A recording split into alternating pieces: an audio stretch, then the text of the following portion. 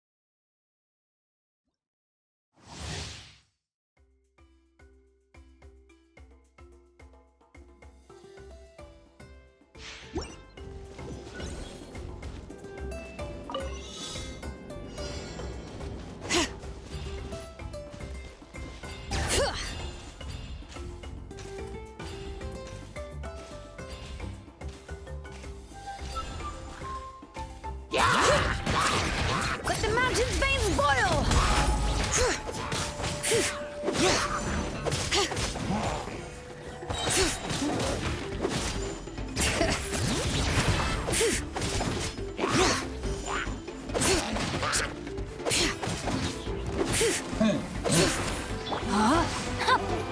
Rain cutter!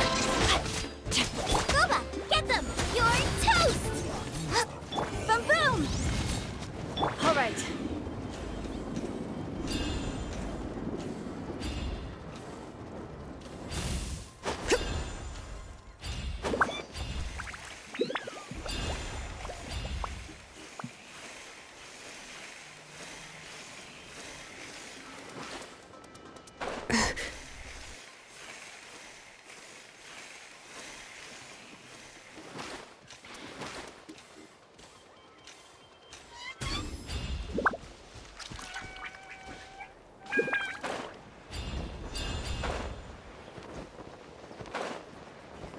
Bring it!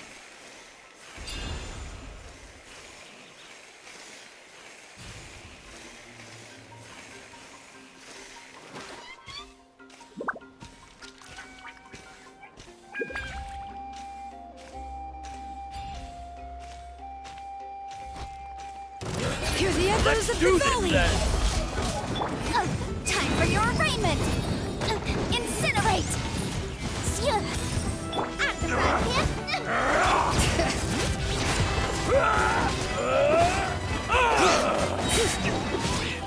Letting brave names echo!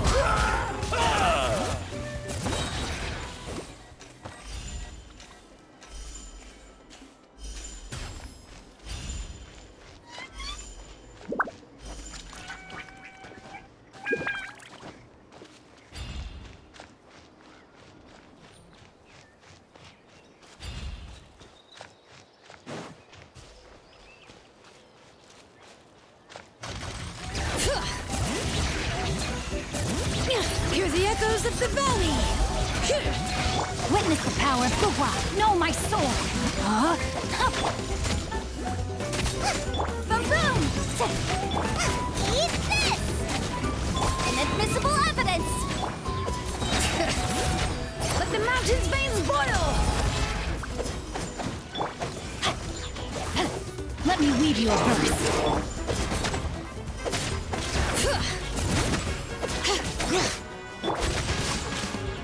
Nice and spicy! Incinerate! Hear the echoes of the valley! You're toast! Time for your arraignment! Rain cutter! At the frying pan! Let the mountain's veins boil!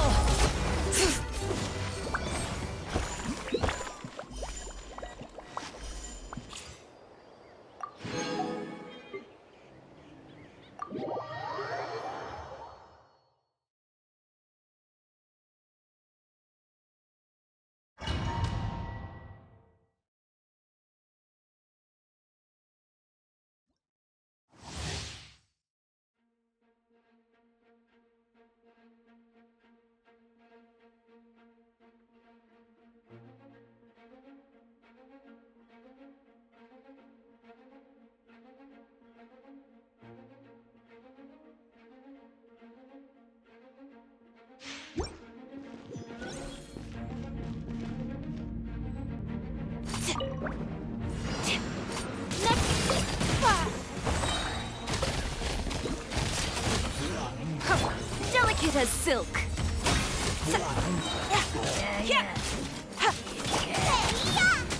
Boba, get them! Everybody stand back! Your life is mine. I am the cutting edge of fashion. Nice and spicy.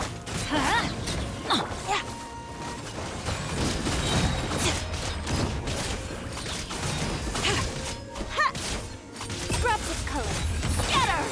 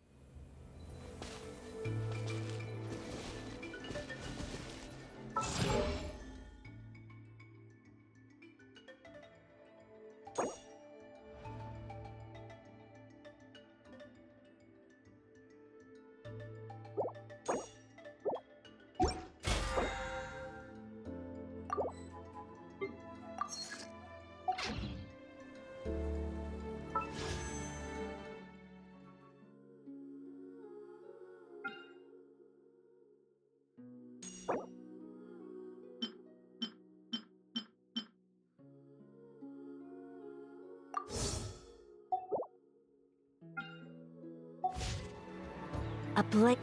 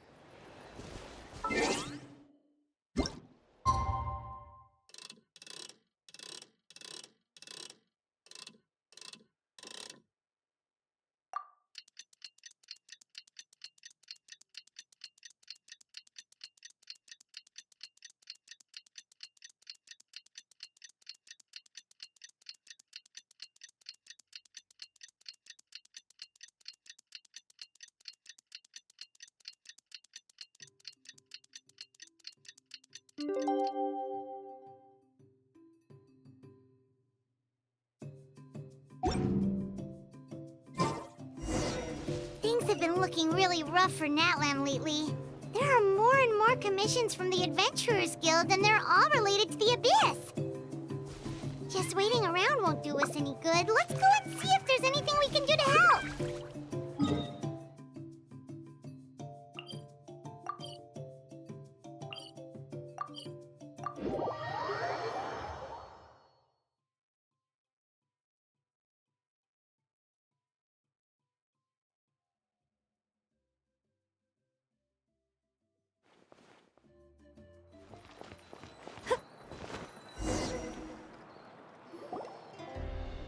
I see.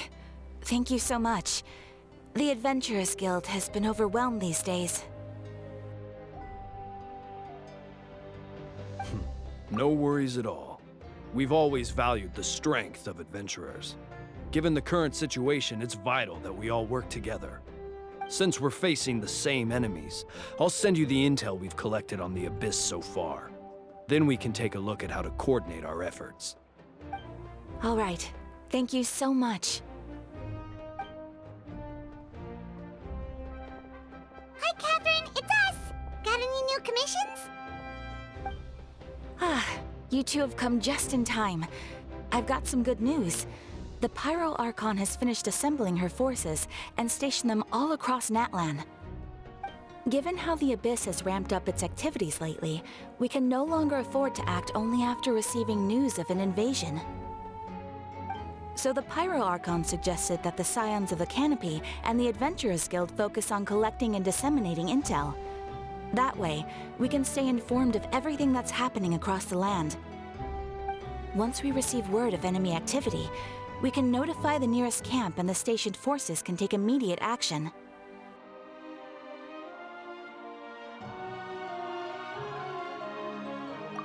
Yes, precisely. This should also allow us to focus on gathering information, rather than running around and trying to tackle everything at once. So please also take a chance to relax, you two. You've been working hard these days, and this will be a good opportunity for some well-deserved rest. So that's the plan. Whew, we can finally stop and take a break.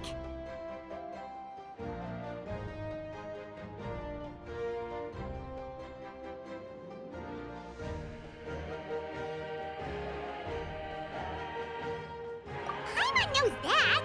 It's not like Paimon just wanted to lay here and do nothing. The movements of the Abyss are always unpredictable. There have also been times when it suddenly became more active in the past. The people here generally see it as something like an acute natural disaster. Once the disaster is over, everyone will return to their normal lives.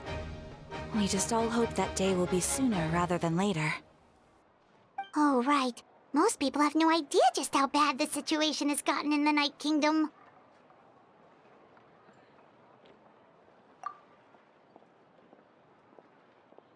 Oh, hey, Kachina! Are you feeling better now?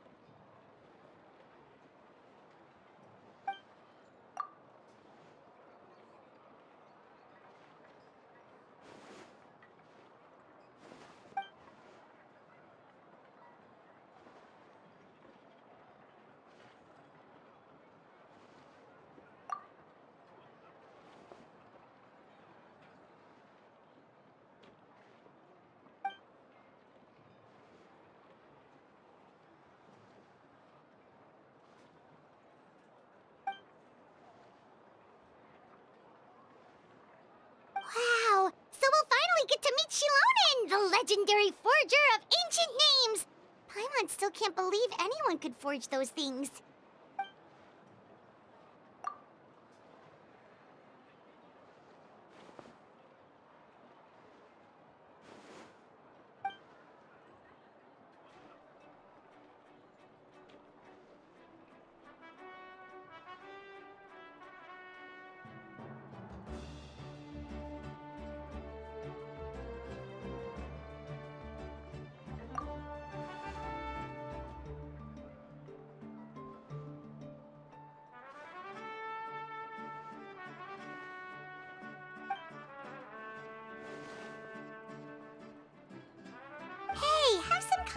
overdoing yourself, Kachina. After all, you're already a victor of the Night Warden Wars.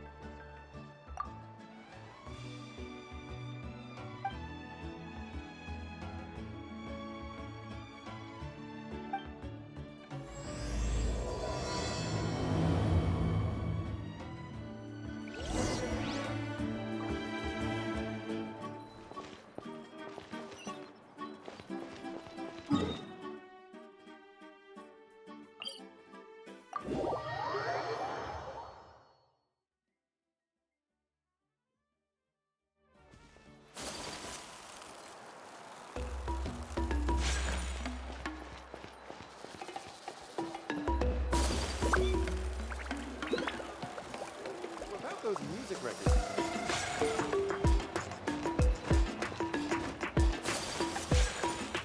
Be careful not to confuse attitude with appetite.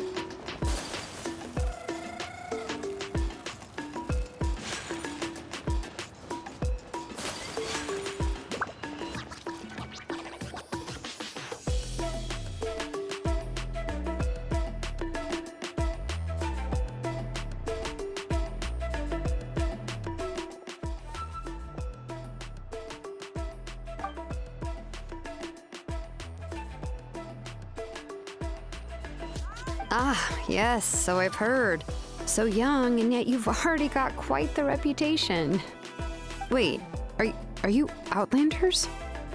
Yep, we're travelers who just arrived in Natland not too long ago. No, I mean, I was aware that you're travelers. It's just no one told me that you're Outlanders.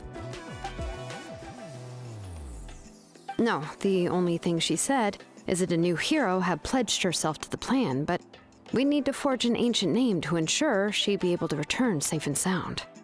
And she did mention that it would be quite difficult to forge an ancient name for them, but at the time, I thought she was just commenting on my skills. But I seem to understand where the true difficulty lies now. Oh, I wouldn't go that far. I'm used to it, really. I just need a moment to process things. The Pyro Archon's requests are always difficult to fulfill, and we used to argue a lot. Honestly, it's probably for the better that she didn't bring this up at the time. Anyway, I can't argue with her if she isn't here, and it'd be pointless to take my anger out on someone else. But, just because I understand her rationale doesn't make me any less upset, after all. She must have known that forging an ancient name for an Outlander is an impossible task. It's impossible? As you probably know, an ancient name is a symbol of a hero's spirit and glory, which grows even richer and heavier as generations of successors inherit it. We forge ancient names by engraving the heroic deeds of an individual who will become the first hero of that particular name.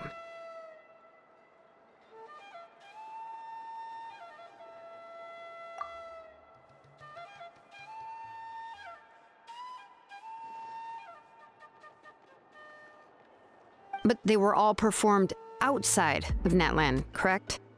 Yeah, that's right. Then those deeds haven't been recorded by the Night Kingdom. To take it one step further, even if you had performed heroic deeds in Natlan, as an Outlander, your actions still wouldn't have been recorded by our lands. Only memories and experiences that have been acknowledged by the Wyab can be used as a basis for an ancient name. Even the greatest of craftsmen cannot create something out of thin air, you know. That's just how it is. Seems the Wyab don't want just anyone to get a name, huh? Mawika, of all people, should know better than anyone, yet she's still entrusted the task of forging the ancient name to me. Oh, Paimon gets it. Nobody's happy being asked to do the impossible.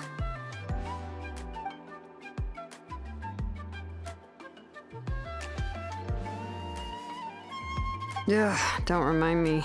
Let's just focus on how we can pull this off. How to achieve the impossible. You mean you're already willing to accept the task?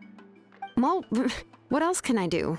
What's happened is already done, and it's not like I can outright defy the order of my Archon.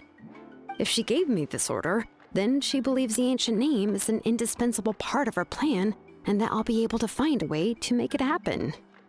In other words, the order is an affirmation of my abilities. Whoa, not only has she accepted the task, but now she's looking for silver linings?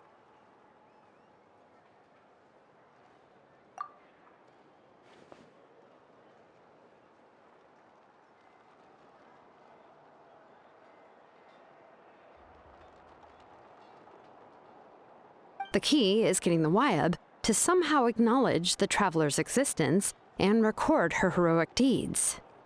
We heard the voice of a Wyab when we were in the Night Kingdom before. We even had a whole conversation with her.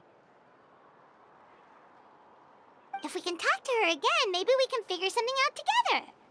Well, every tribe has their own Wyab. How do we know if the one you met is indeed the best one for us to talk to? Plus, considering the unprecedented nature of this situation, I have a feeling that the acknowledgement of one Wyab alone would probably not be enough.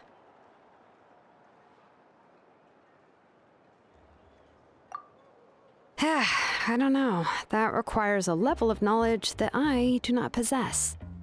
We need to find a consultant who's an expert on all things Night Kingdom and Wyab. The first person who comes to mind is Lali at the Masters of the Nightwind, the one we call Granny Eatstali. Oh, we've heard that name before. We used her Spirit Speaker Stone to find Kachina's ancient name. A person who can make something like that must be pretty impressive. I'm unsure she'd be able to help. Still, she's older now and quite eccentric. It's hard to even book a meeting with her, given that she's constantly holed up in her room and doesn't like to be disturbed. I've heard that to get her help, you have to be extremely patient with her and know how to keep her spirit up. I hate to break it to you, but... Huh. Why is that? I mean, didn't she already help you before? And you even managed to save Kachina. Well, yeah. At the cost of her Spirit Speaker Stone being split into two.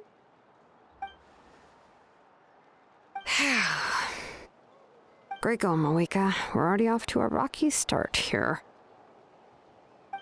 In that case, I guess your only option is to try to emphasize that this is an important order from the Pyro Archon.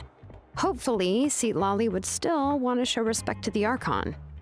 I'll also write you a letter on your behalf. If you can find someone to deliver it and mention some good things about you, then that should help too.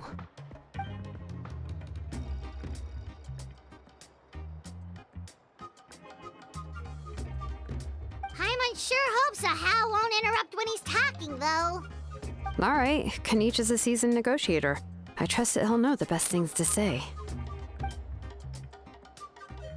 Please just give me a moment to write the letter, and we can meet up near the Statue of the Seven later. Sounds good. We'll take a stroll in the meantime.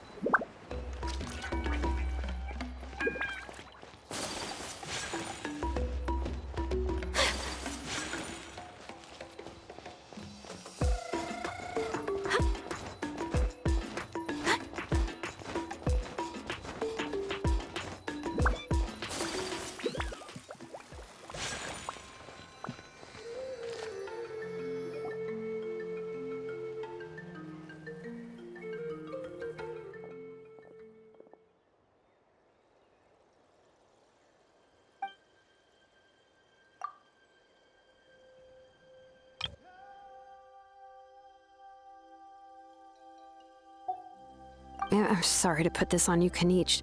It's just that you're probably the only person who knows how to deal with her.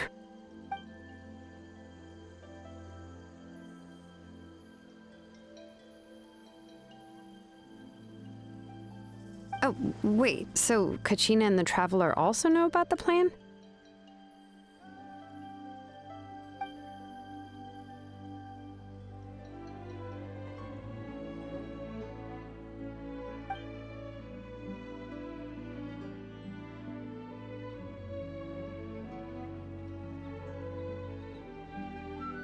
correct. She mentioned there are 6 heroes and that Shilonen is one of 4 that have already been acknowledged. Oh, well, then I suppose there's no need to keep any secrets between us. Having companions walk by your side is perhaps the best solace when facing such a bleak reality.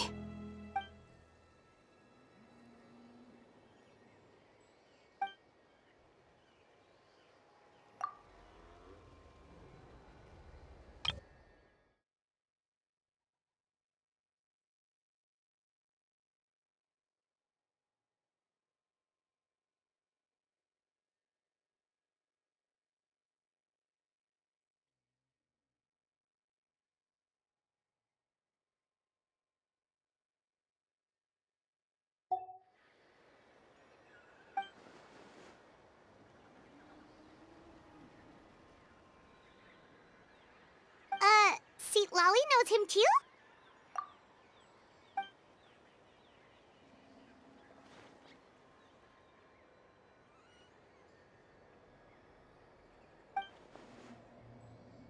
Given how the Masters of the Nightwind love to babble about dreams and revelations, they're already a pretty strange bunch to most.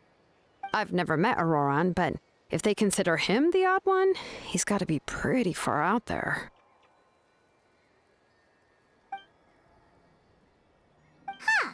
Makes sense.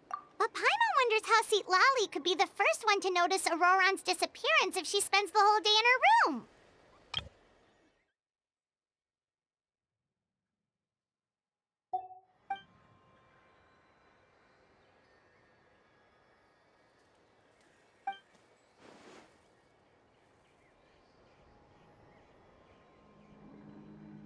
Oh, so if I'm following, you mean we'll help her investigate Auroran and the captain's whereabouts?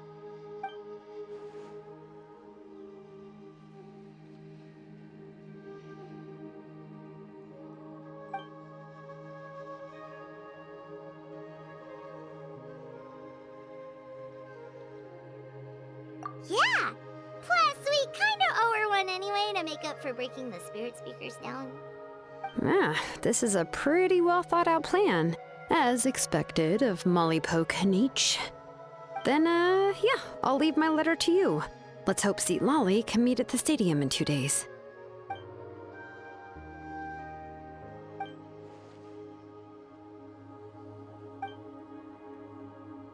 Okay, then let's part ways for now. I'll see you in a couple of days.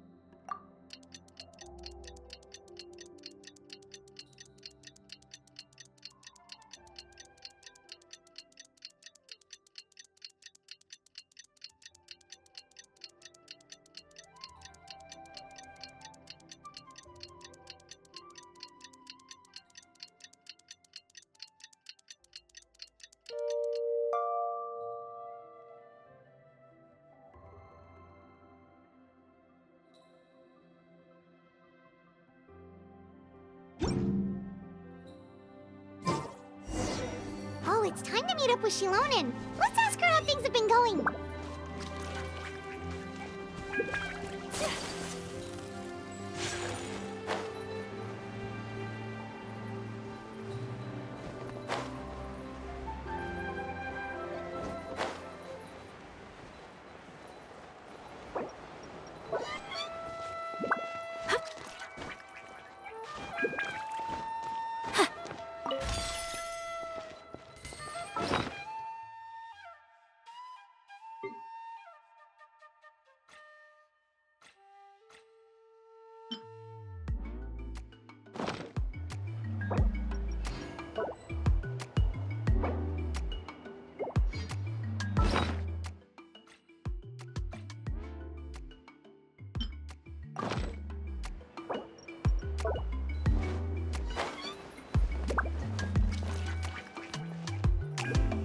Hey, Shilonen, how's everything going?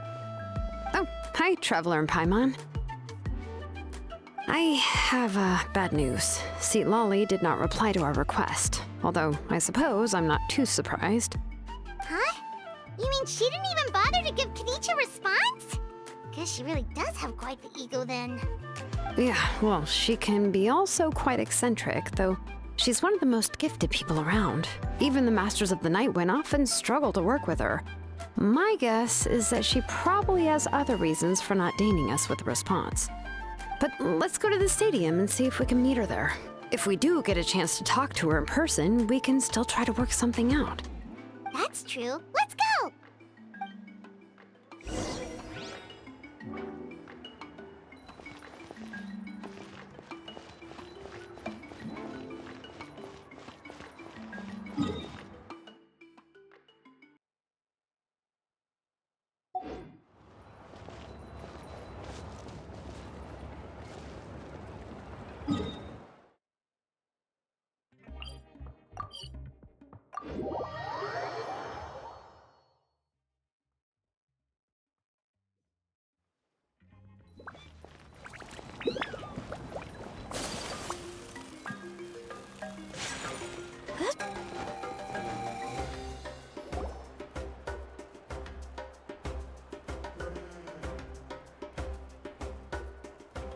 Paimon doesn't see anybody.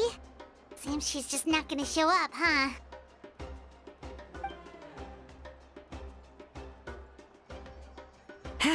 Well, we tried to be as considerate as we could, but she's under no obligation to help.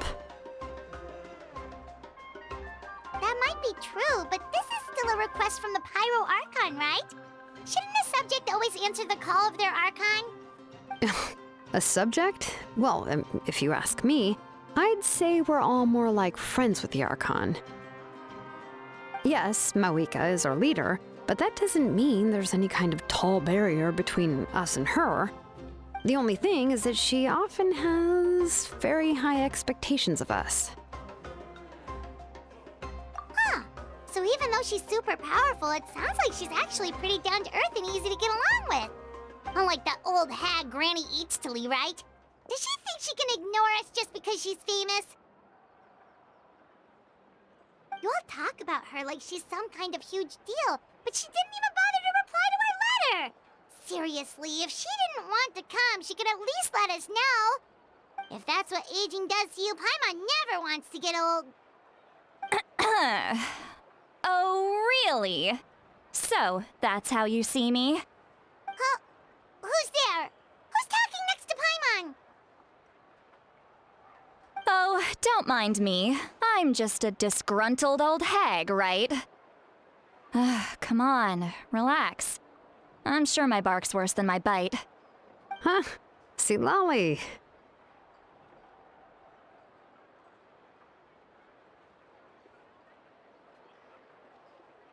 Wait, you're Lolly? You're Granny Eatstily? Yes, Granny Eatstly. But emphasis on Eatstly, not Granny. You must know this trope from light novels, surely. They use it all the time. The young man who's actually the oldest person in the room. The girl next door who turns out to be a seasoned veteran. The wise sage who looks like a little kid. Oh, wipe that look off your face! You've seriously never seen an older lady that doesn't look her age? Okay, well, don't go thinking it's a trick either. See? I'm barely wearing any makeup. Did I forget to mention, she's called Granny, but she's actually pretty young. It was an honest mistake. I guess we've just gotten used to it. I'm sorry. So, how old are you actually? What? How dare you? Don't you know it's rude to ask a lady her age? Paimon really didn't mean to offend you, it's just that...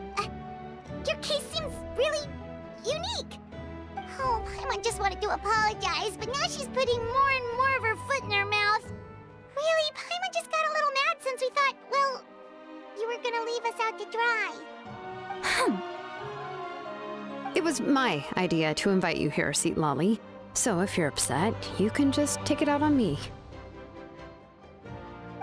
All right. I was only joking. I didn't mean to chastise anyone. There's really no need to take all this so seriously. If anything, I'm gonna feel awkward if we keep this going. I received Kenichi's letter and was planning to attend this meeting. Since I had already decided to come, I figured there was no need to draft a reply that simply said, "Understood." Besides, just showing up is the most important part, no? But, of course, it's also natural for people to get held up by one thing or another as they're trying to leave the house. It certainly was a bit awkward to see that everyone else had arrived before me. At first, I was thinking of quietly sneaking over, but since you were already here waiting for me, I started to think about how I should phrase my apology. Only to hear you all talking smack about me. Anyway, that's the whole story. Honestly, it's not like I owed you an explanation anyway.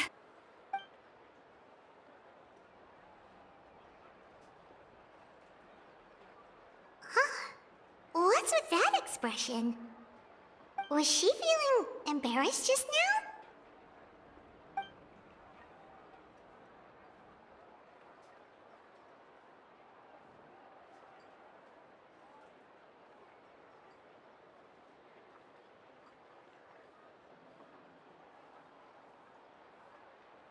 When the Masters of the Night Wind say they struggle dealing with her, I wonder if the feeling is mutual.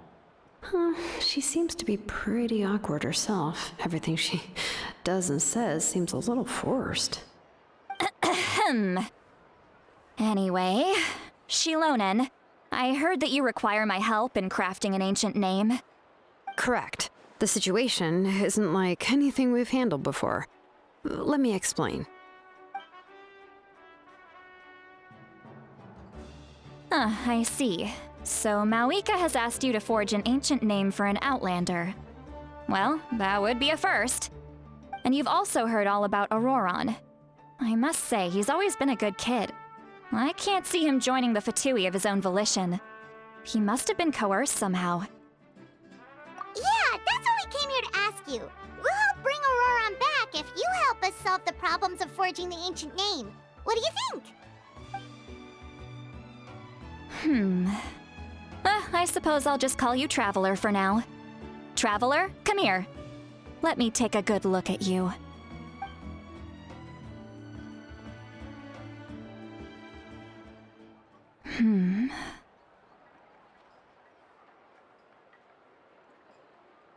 Wealth leads to unending conflicts between people. Yet you alone transcend the value of gold. Baleful thunder and wrathful waves bring terror to mortal hearts. Yet again and again, you've braved them to find new worlds. O weary yet free soul, even the most verdant leaf in the forest will pray for your happiness and safe passage. Those are all the things that I could see in you. You've experienced far more than even most mortals could dream of. You possess the heart of a sincere hero, along with the conviction to lift a torch above your head and walk headlong into the night. Huh? Don't move. There's something here. Huh? What thing? Don't scare Paimon. Is the Traveler gonna be okay? Shoo! That should do it. You've just returned from the Night Kingdom, so some fragments of souls were still stuck to your body. No need to worry. I've just cleared out the last of them.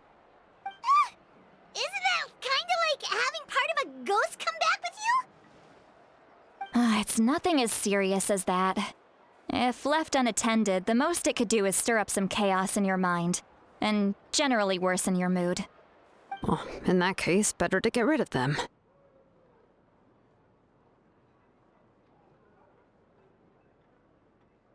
It was nothing.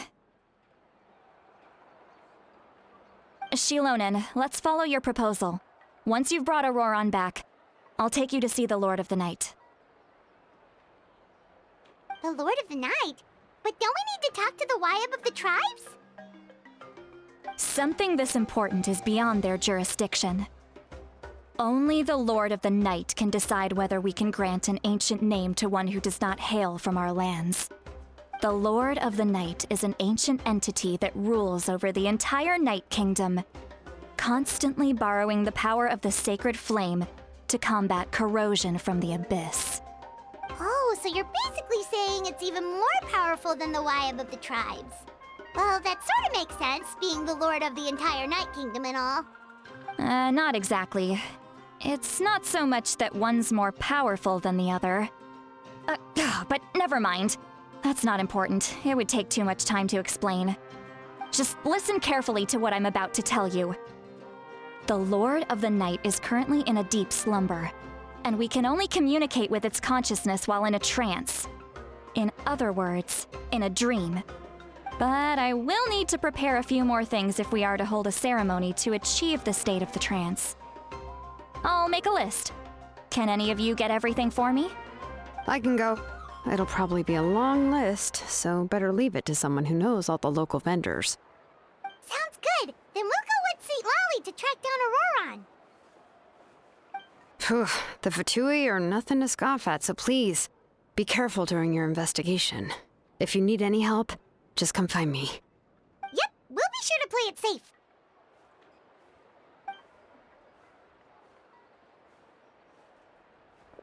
All right, now it's time for us to catch that brat and bring him back. I'm sorry I made you wait earlier.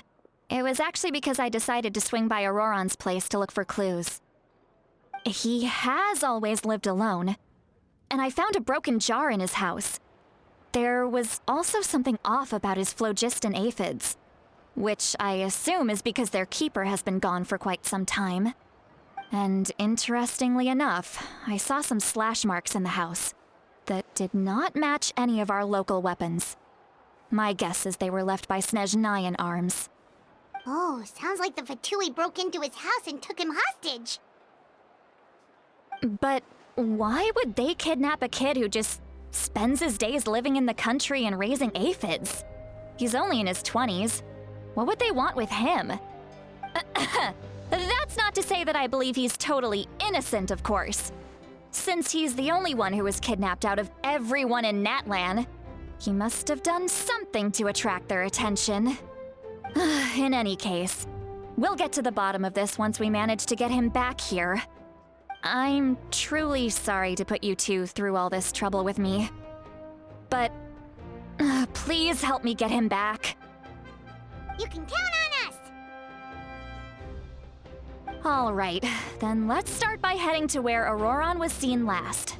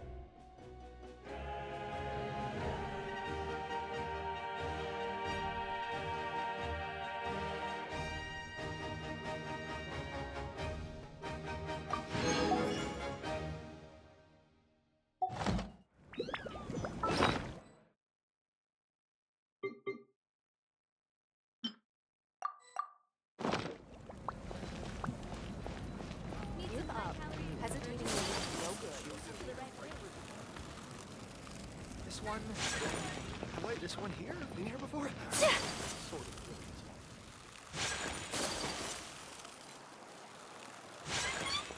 Ad Astra. Thank you for Ad Astra.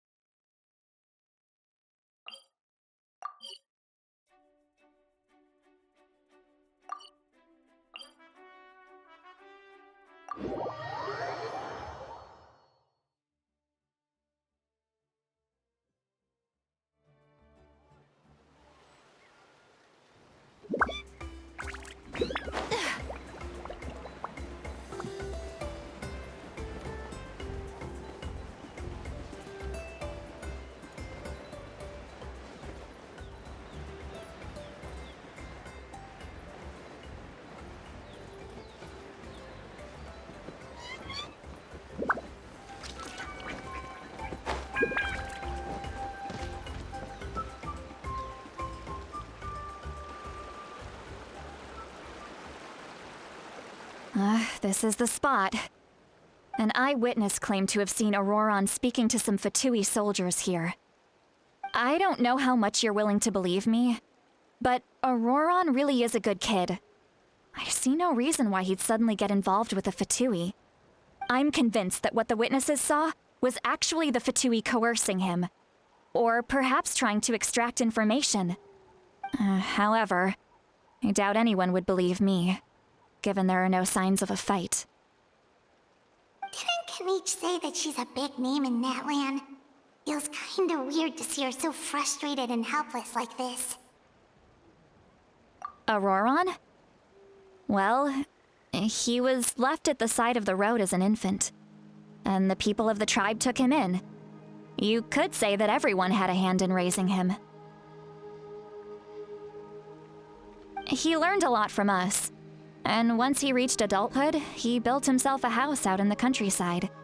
He spends most of his days growing vegetables and raising aphids, living off of what he harvests from the garden. He's always been such a good kid. He would even get his friends to deliver whole bags of fresh produce to my place.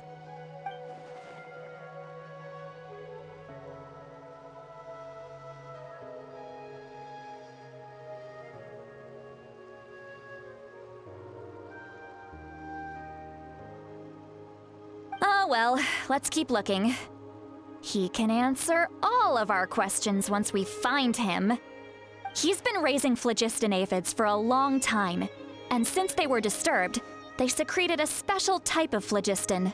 We can use that substance to track his movements. Let's follow the phlogiston trail. Huh? What trail? Paimon doesn't see anything. Oh, right. I forgot your eyes don't naturally perceive such things. Here, give me your hand.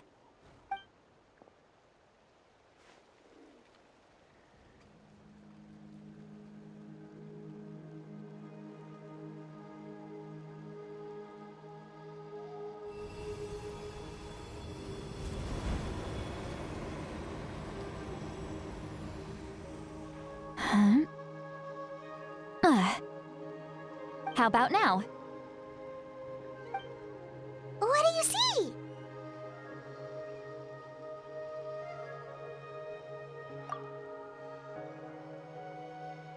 Whoa, Paimon can see it now too! That's right. I used a spell to temporarily transfer a portion of my senses to you. For a short while, you'll be able to see the phlogiston too. Wow, you can even share your senses with us? First time Paimon's heard anything like that. It requires a very rare spell that most people aren't adept at. But don't worry, it's a cinch for me. Between the two of you, It seems the Traveler's senses are a bit stronger than Paimon's. When I held your hand just now, I could sense that you've got a great affinity for phlogiston. You're extraordinarily gifted. Anyway, we'll need to use our vision now to track down Auroron. Good luck, you two. Over here, this way! See, Lolly might say a lot of deep and confusing stuff, but this spell of hers is really something. What was that? Oh, Paimon was just complimenting you. Really?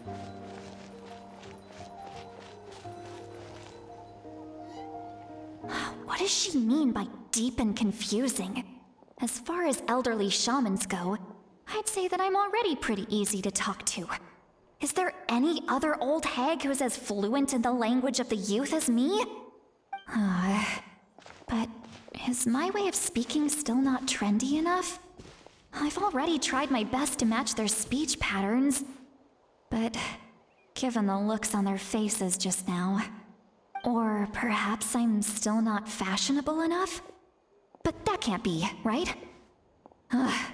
Don't tell me they're still getting the impression that I'm super old-fashioned. Huh?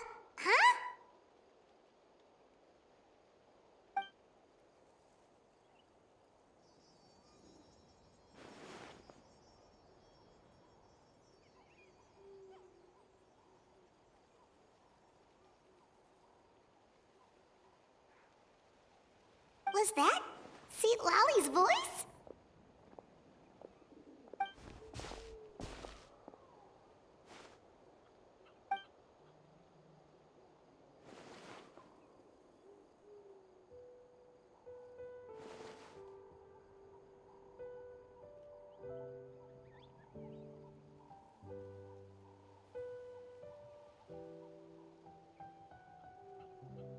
Now that I think about it, it's a good thing I found some helpers this time. Some things are best done with the help of friends.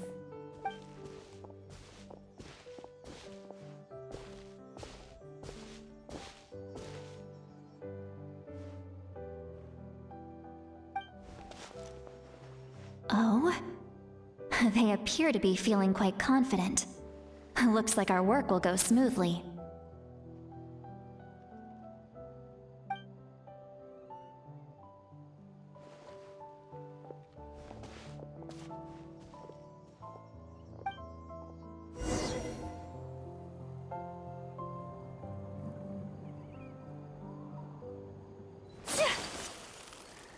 Hey, looks like there's a new camp over there. Let's go take a look. That little... Yep. Judging by Paimon's experience as a guide, it definitely looks like people set up camp here. Wait. The phlogiston here is a bit odd. Let me see. Paimon sees a small shape here. Could it be some sort of symbol? This is a distress signal for the Masters of the Night Wind. Only someone from our tribe would recognize it. So Auroron was indeed being threatened. We've got to find him, fast. Leaving such a subtle mark implies that he was trying to be discreet. In other words, he was probably under the Fatui's watch.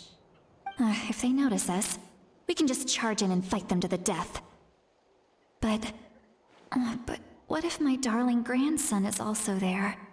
I can't have him caught in the crossfire. No, I've got to be careful. Otherwise he'd get hit as well.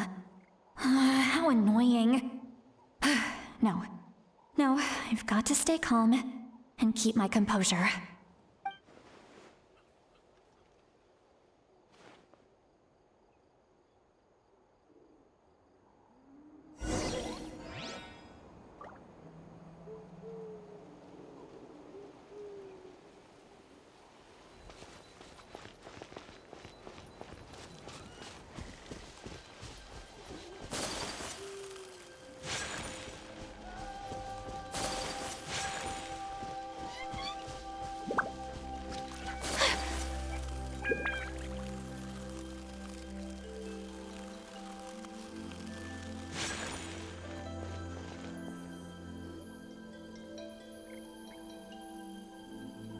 traces of people staying here too. Wait a second. The phlogiston around here is jumbled up. I can also smell a mix of elements in the air. Pyro, electro, and some other elements as well. Kanich told us that you were super amazing. No wonder you can sense so many more things than us.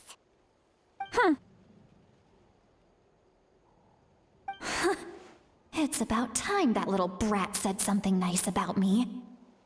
There are signs of a struggle here. Judging from what's left on the scene, there must have been a fight. But after that, the factions seem to have gone their separate ways. Both the phlogiston and the elemental traces in the air support that.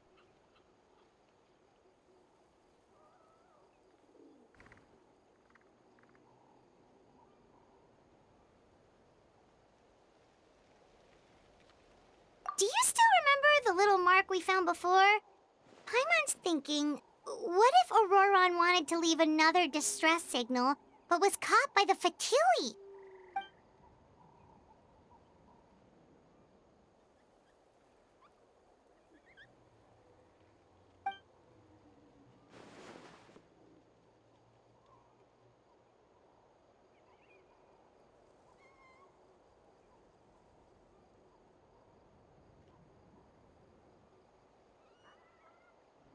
Given there are 2 signals leading from here, we should split up as well.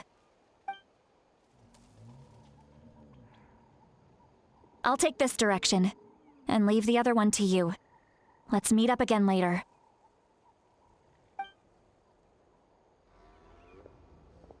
Auroron, what the heck were you doing? It's one thing to trouble me, but now I had to bring other people into this as well. You little brat.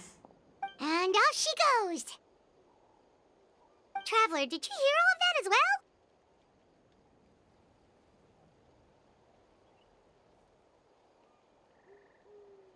Once Seatlolly left, that voice went away as well. Paimon even tried calling her name inside Paimon's head, but there was no response. So you were thinking the same thing! Paimon also thought that if we could hear what she was thinking, then she could probably also hear what we were thinking in our heads. She did say that she was quite adept at this spell, and it doesn't sound like she's had any trouble with it in the past. Huh, maybe we're a special case and can hear her thoughts as a side effect. If you think about it, she's really got a lively inner world. It paints quite a different picture from Paimon's first impression of her.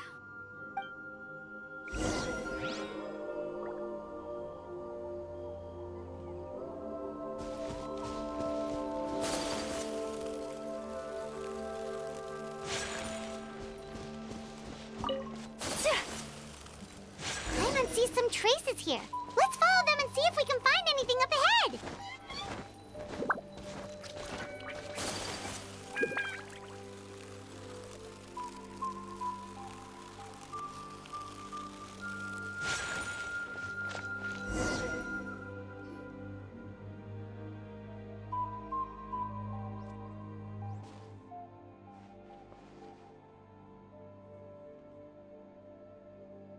Did you find something?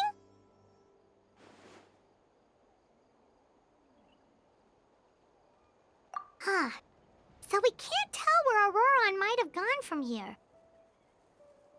That's weird. The phlogiston trail suddenly stops. We can't make anything of these footprints either. But he can't have just evaporated into thin air, right? We know he wasn't alone. He had all those Fatui with him.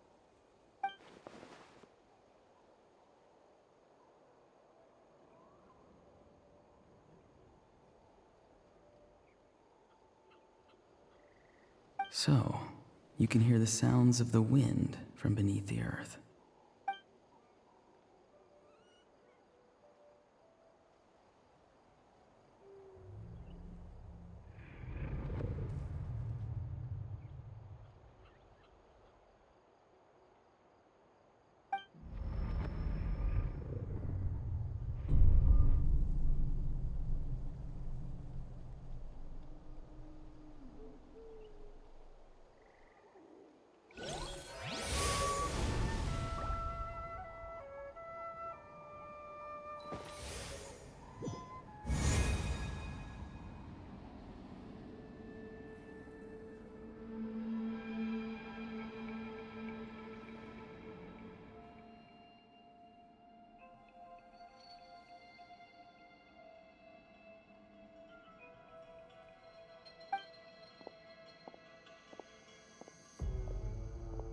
I'm very sorry, but please do not move. I have no desire to hurt you. I apologize that our first meeting has to take place like this. It's just that you're much like one of those animals with ears that perk up as soon as it senses danger in their environment. And given your combat proficiency, I would not have been able to gain an advantage over you if you were anywhere else in the world. However, you're now in the Night Kingdom, a familiar domain to the masters of the Night Wind. Hello, traveler. I'm Auroron, the one you've been searching for. Ah, the Fatui's custody. I see. So even Granny has told you that I was coerced by the Fatui. I'm afraid you've been brought here by a lie, like a false omen in the lingering smoke. My friend and I only left those traces to lure you here. Deceiving you was never our true intent, however. It was simply the fastest and most feasible way for us to set up a meeting. Greetings, traveler from afar. Be careful with this traveler. Her soul is temporarily restrained by us, and it appears to have become more fragile in the process. It's taking all my concentration to hold on to her. It was I who tasked Auroron with leaving the traces to lead you here, and I who used the Master's ritual to bring your soul to the Night Kingdom. I've heard much about you from the past encounters you've had with my colleagues. Given the present situation in Natlan, I would like to sincerely request a formal meeting with you, in person. I will use the opportunity to explain my goals and motivations to you, as well as why I mistrust Malwika, the Pyro Archon. I believe there is little reason for you to blindly follow her plan. If you would like to hear our intel, then find us to the east of the stadium. But remember, not a word of this to anyone. I would like to avoid any further conflict. You will see me again once you return to reality. No matter what I say, please, help me keep this a secret. This is all to avoid dragging Granny into this conflict.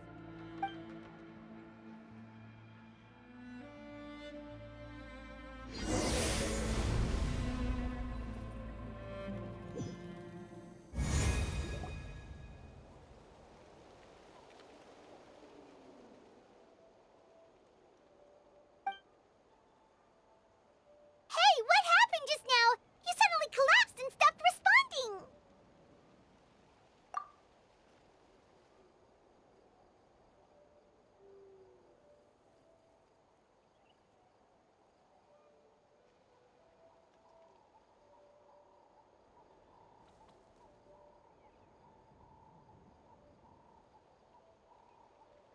Hey, why are you sitting on the ground? Are you okay? See, Lolly! She froze for a moment and then just collapsed to the ground! Could it have been those leftover remnants from the Night Kingdom? Do you have any itches or pain anywhere? Don't worry. We can take a short break. Sorry, I know I asked for your help. But had I known you were feeling unwell, I wouldn't have taken you on this trip with me.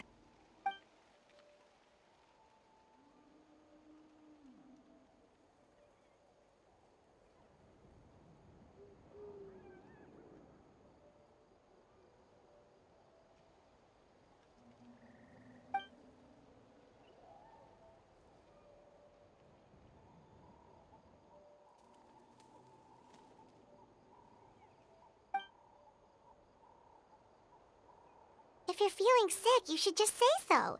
See, Lolly should be able to, exorcise any ghosts or weird stuff that you picked up in the Night Kingdom. A seasoned traveler must know the importance of not pushing yourself beyond your limit. If you need anything from me, just say the word. In any case, let's take a bit more time to rest now.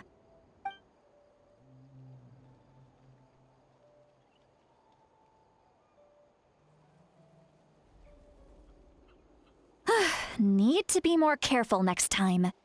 Feeling better yet, Traveler? All right, let's get ready.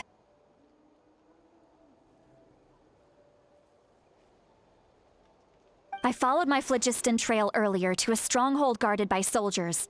I have a feeling that Auroron is probably being held inside. Oh, so it's close by. Then let's head over right away. Well, I recruited you to be my helper, which means we're in this together. Like the wind and the clouds. We either move as one or not at all. But if you want to make it up to me, then just be sure to fight extra hard when the time comes.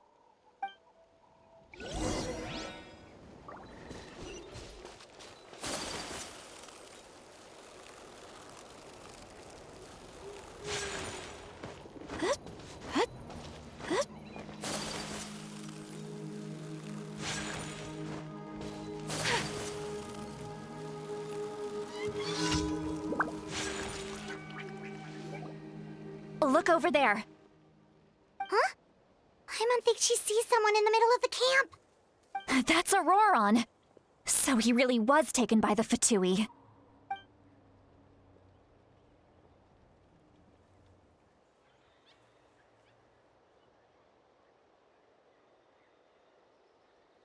All right, we'll take the lead.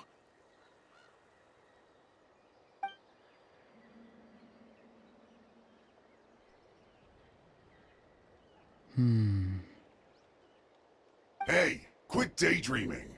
Don't you have work to do? I cannot see the sun. What? Without the sun, I cannot see the truth. You are currently blocking the light, so I must beseech you to move aside. Huh? Okay, Mr. Philosopher. That's enough mumbo-jumbo. Wow. I'm going to rip that guy's head right off. See, Lolly's struggling to control her temper now. Are you ready? Let's go kick their butts. On my count. 3, 2, 1! Still trying to resist? You've got no idea who you're up against! Put your back into it! Sakura Swirl!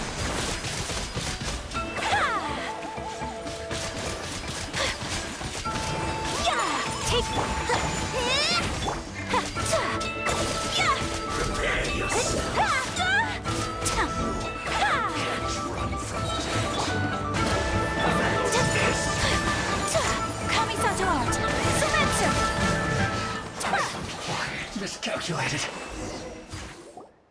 Auroron! Granny! Paimon knows she's called Granny Eatsley, but it's still kind of weird hearing someone actually call her Granny. And greetings to you too, other Granny. What did you just call her? Granny. Is that not right? You are Granny's friend, are you not? You seem to be approximately the same age as her, so I figured you're also a Granny. How many times have I told you? It doesn't work like that. There are a lot of people who look about the same age as me. You can't go around calling everyone Gramps or Granny. Oh, wait. He's not a child, is he? Don't tell Paimon he's one of those people who look like an adult but are actually only 8 or 9 years old. Oh, your words have pierced my heart like a thorned vine. Given how hard those thorns are to remove, I may just need to find a pair of tweezers. Why are you so upset? You can just say yes or no. Of course I'm not a child. It's just Granny always taught me to show gratitude where it's due. And since the Masters of the Night Wind raised me collectively, I basically see everyone above a certain age as an elder I should look up to.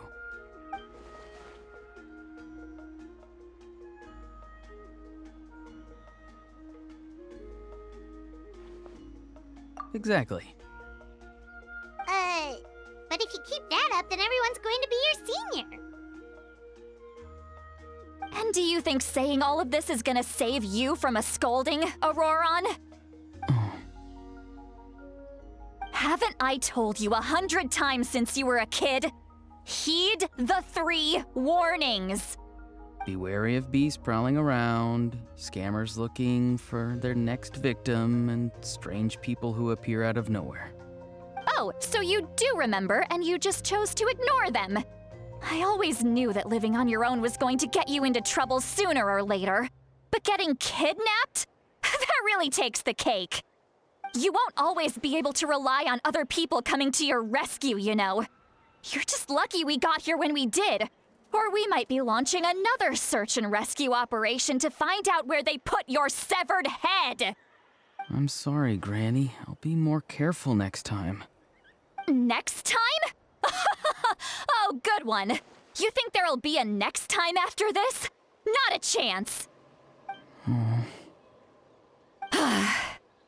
They didn't hurt you, did they? No, they just asked me a lot of questions about Natlan's terrain and made me draw a map of the ley line distribution. Okay, now answer me honestly. Were you the one who helped the captain escape after his battle with the Pyro Archon? Yes.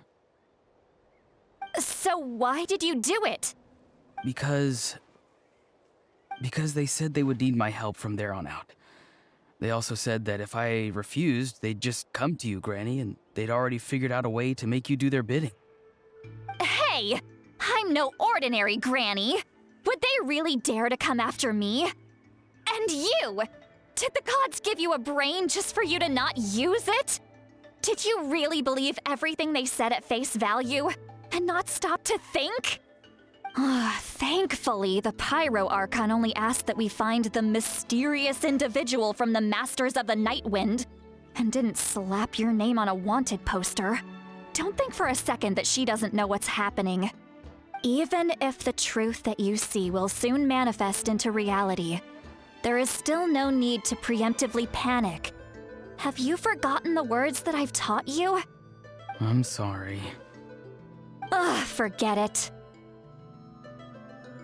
We can submit the details of this camp and the defeated Fatui as evidence of your innocence. Let's clean this place up and get back to the city. Auroron, you better remember this lesson well and seriously reflect on your actions. Also, once we return to the city, come to the speaker's chamber with me. I'll need you to explain everything. Sounds good. Should I bring some of my homegrown vegetables as well? Your vegetables? Yes. I grow a lot of fresh produce in my garden. I hope the Pyro Archon won't be too picky about the selection. Now's not the time to be thinking about that. If you do come face to face with the Pyro Archon, the first thing you should do is... Recite the 3 warnings. Huh? No! You should emphasize that you were not in cahoots with the Fatui! How exactly did the Masters raise this guy? Oh, right.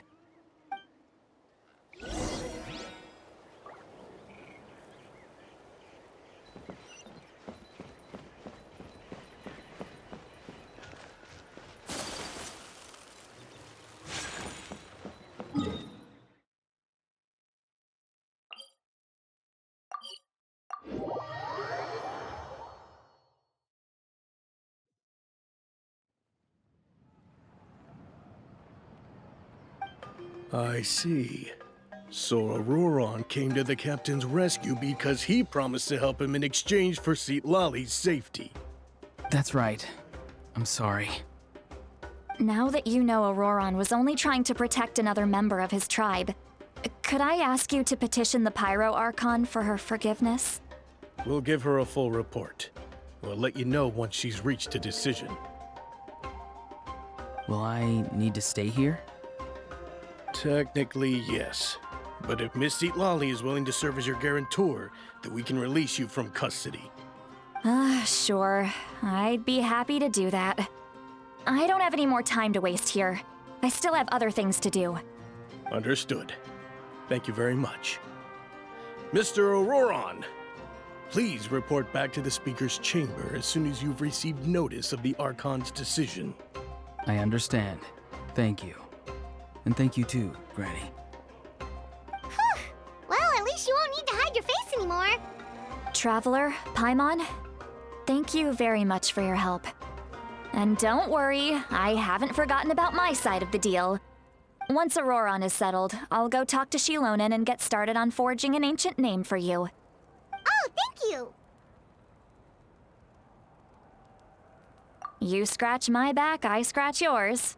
It's as good as done. You can just go twiddle your thumbs or something while you wait for the good news. Bye for now. Come with me, Auroron. We've got to find you a place to stay for the night. Goodbye, Other Granny.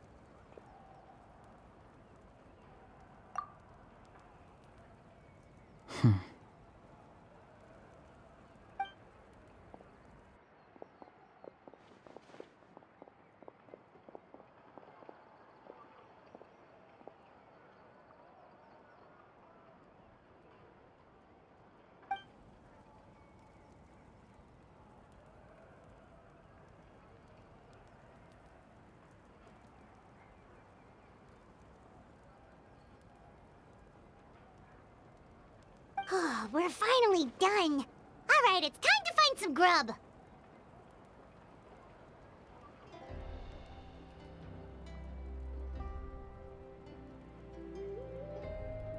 Huh?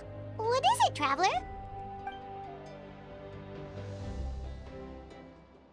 What? That captain? Sorry. Paimon just didn't see that coming. So you really saw him in the Night Kingdom? And he didn't attack you? Oh, that Auroron, what is he up to? He sounded earnest enough just now. Paimon would have never guessed anything was happening. All that stuff about protecting Seat Lally and being forced to help the Fatui, when he's actually been a willing accomplice all along. Yeah, you're right. Still, Paimon appreciates you telling her about this. Paimon will support your choice no matter what, so if you want to go, we can go together. We still have another whole day before the meeting, so we'll just meet with them when the time comes.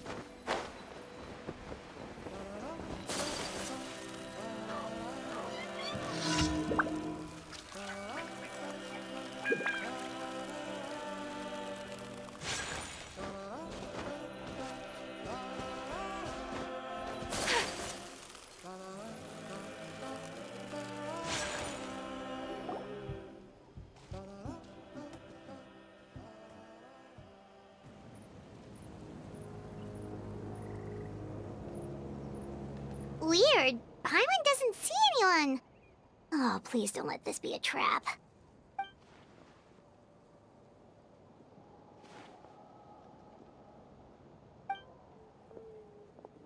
What was that? Good evening. Nice to see you again.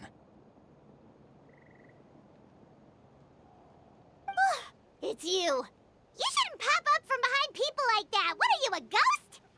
I'm terribly sorry. It's just a force of habit. And what's with you apologizing all the time? You sound so polite and honest, but you're actually doing shady stuff behind people's backs. You're right. Granny tells me that too. Huh. Come to think of it, you remind me of her. Sometimes you two sound really similar, you know. Oh, so you're gonna call Paimon Granny too now? Well, I could.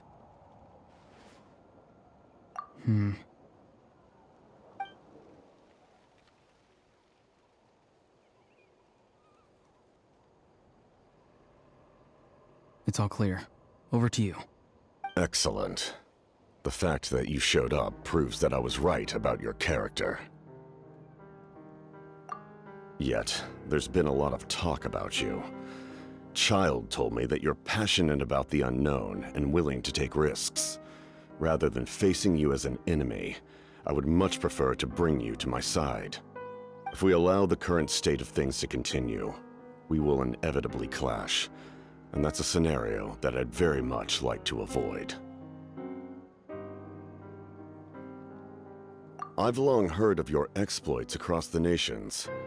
Though you have crossed swords with my colleagues many times, I know that you are by no means an unreasonable person.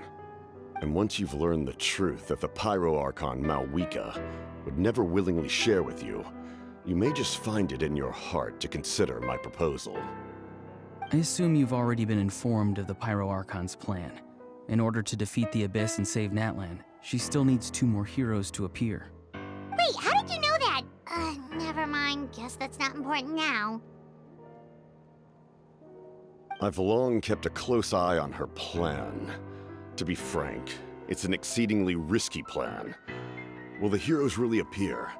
And even if they come to her, will their power be enough to drive the Abyss back? If any part of the plan goes awry, all of Natlan, even all of Tevat, will pay for her mistakes. Now, you may have been led to believe that this is the only plan available to her. But what if I told you she's had another emergency plan all along, the details of which she has chosen to keep hidden from you? An emergency plan? Yes. A way to keep Natlan intact, even if her original plan fails. But given the painful cost of its execution, she has chosen to keep it as a mere backup plan.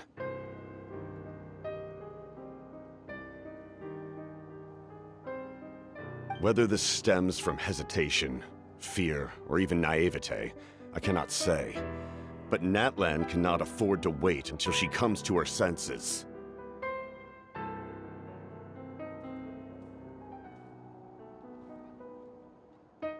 My fear is that given the enormity of the decision, she will be reluctant to confront the dire reality we face until it is too late. There will be no time left to execute the backup plan, and all of Natlan will be lost to the Abyss. We have to make the decision for her, here and now. Yeah, do you have any evidence for all this? Just telling us a bunch of scary stuff isn't enough, you know. Besides, wasn't it you who tried to seize the Gnosis for the Tsaritsa plan?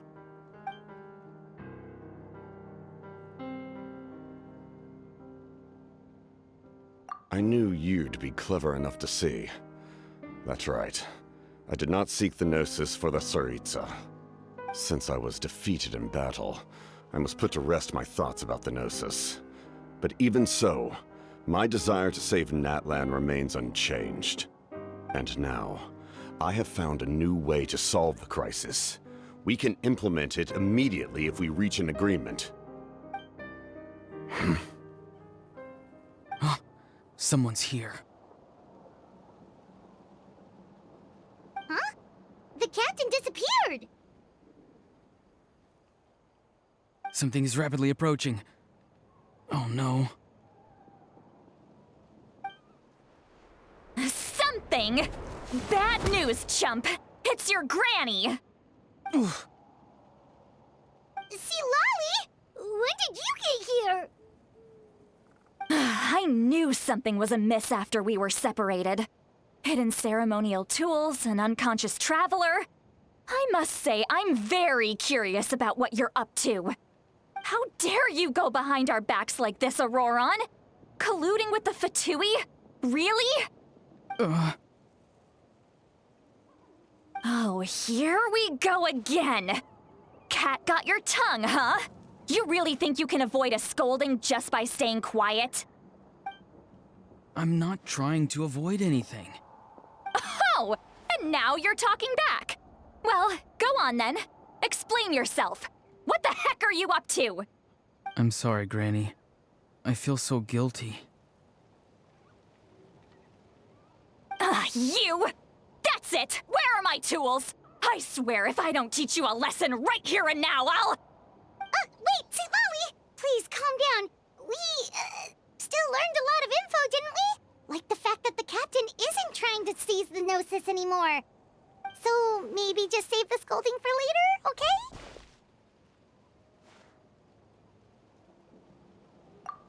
Listen well, Auroron. You're only getting out of this now because of the Traveler's plea. This isn't over. You hear me? You're right, Traveler. Let's go. We can discuss this more back in the city. You two keep an eye on Auroron for me, okay?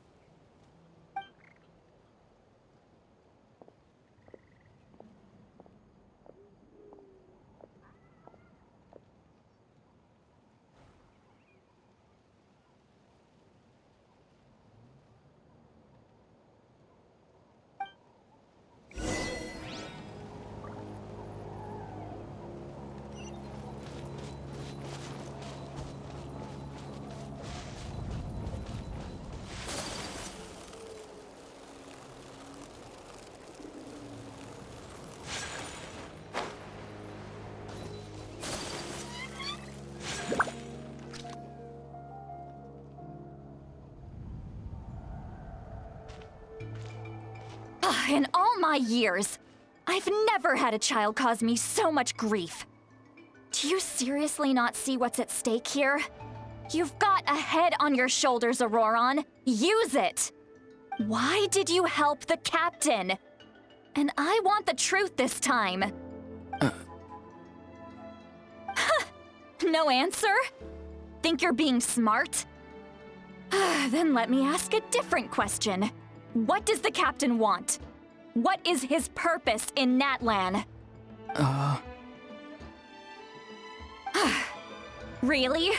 You're just going to stonewall me?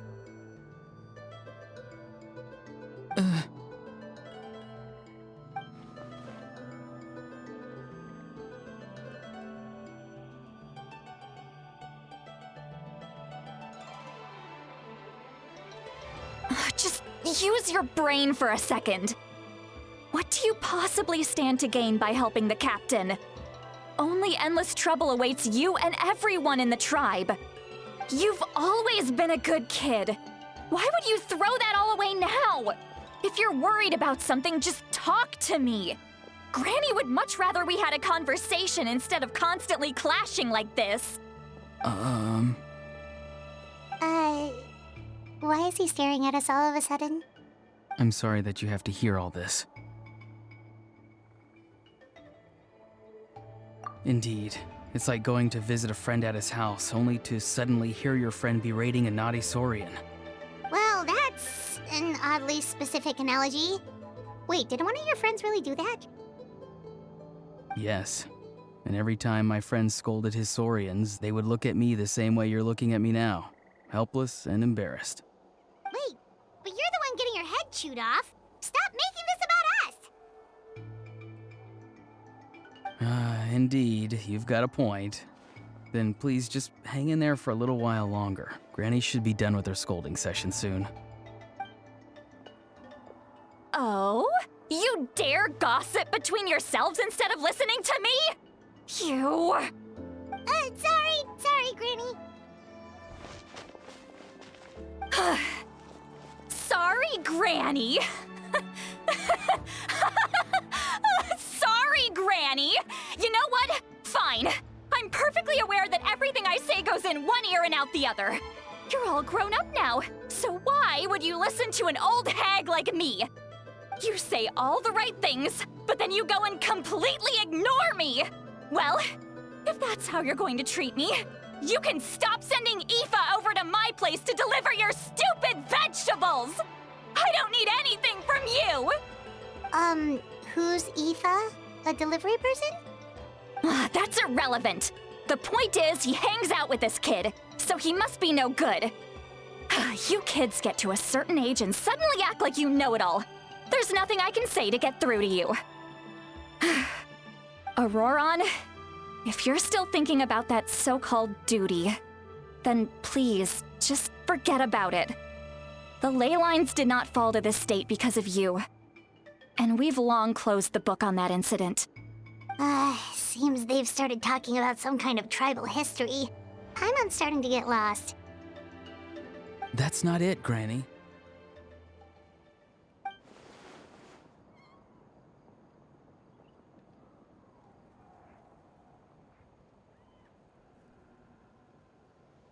I know you tend to get down on yourself when you're upset, but I can tell I really hurt you this time. All I can say is I'm sorry. His voice. Auroron! Where have you gone? It sounds like he's somewhere super far away, but isn't he right here in front of us? I'm really sorry. It's up to all of us to do everything we can to save Natlan. So I've got to go. Get back here this instant! Auroron! What is this? Powder from plant spores? Is that the trick he used? What just happened? How was he able to suddenly get so far away like that? It's a trick of his. If you grind spores into a powder and spray it in the air, it can be manipulated to create an illusion. He pulled it off flawlessly. He must have put a lot of time into perfecting it. Don't tell me that's how he's been hunting in the fields these days. Couldn't he have picked up something more useful? Little brat. That's it. The next time we meet, I'm definitely going to break his legs. Whoa, that's a little extreme. But still, why does he feel like he needs to run from us? If his goal is also to protect Natlan, then can't we work together?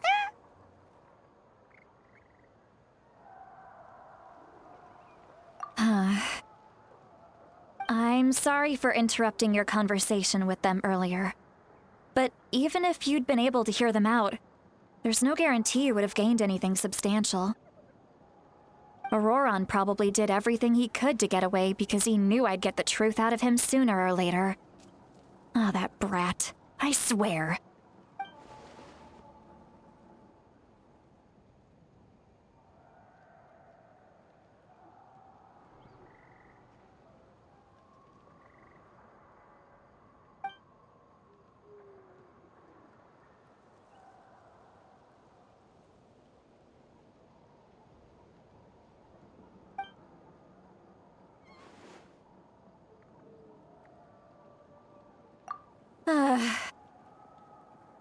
We've got quite a long walk back to the city.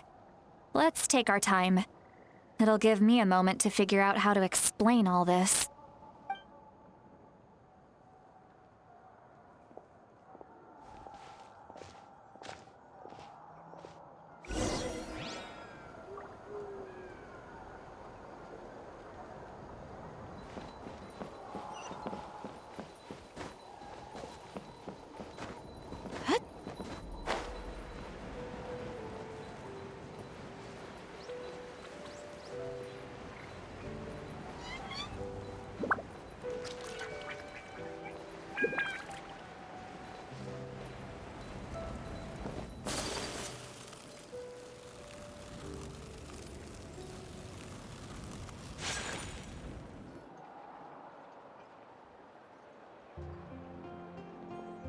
Do you two have some time? Feeling hungry? How about we get something to eat? All right, it's been a while since we last ate. Now that we can relax, Paimon just realized how hungry she is. Then let's go. We can find somewhere to sit down and talk. Food and drinks are on me.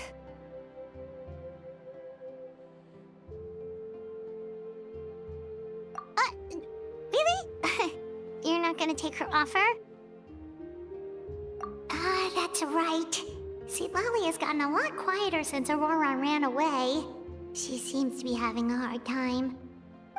She's right. We're seasoned adventurers, so we're more than capable of paying our own bill. Hey, come on now. You won't even let me take you out for some food and drinks? I just wanted to treat you to a meal. Are you sure? We can save you some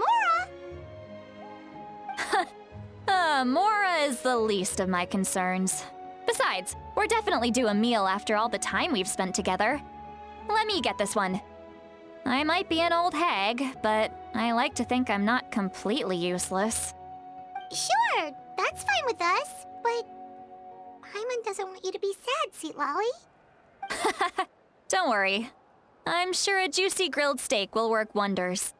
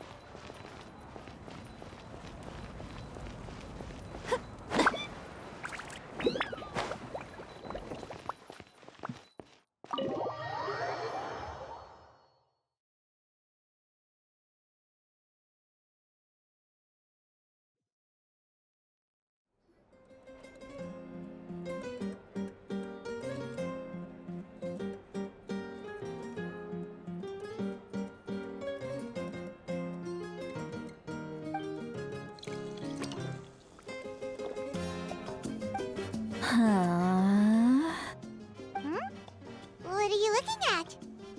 Do you see two people standing by the door? They look like spitting images of each other. Are they twins?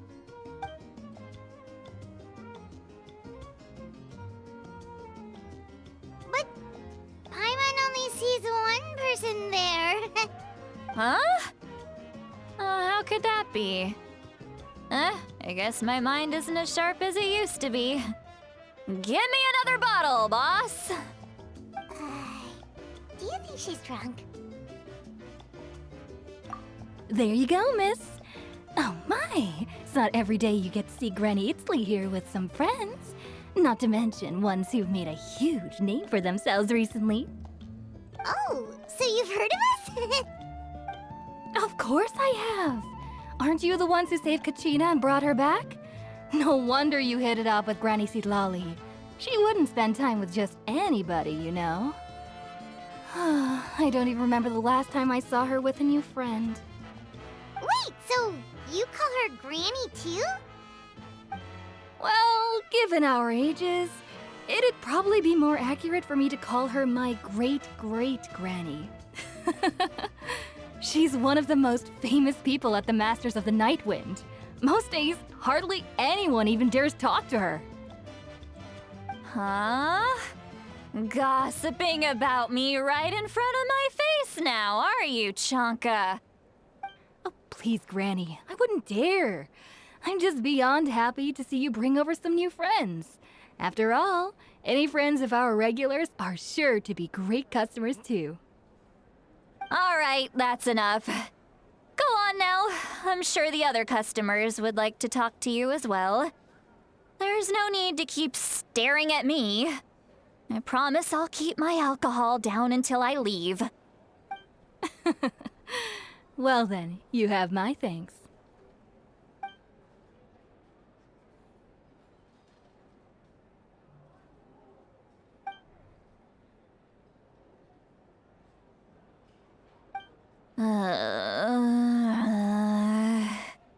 Seat Lowie? Seat Lowie! Who's that? You got some gall calling me by my first name. Let me guess.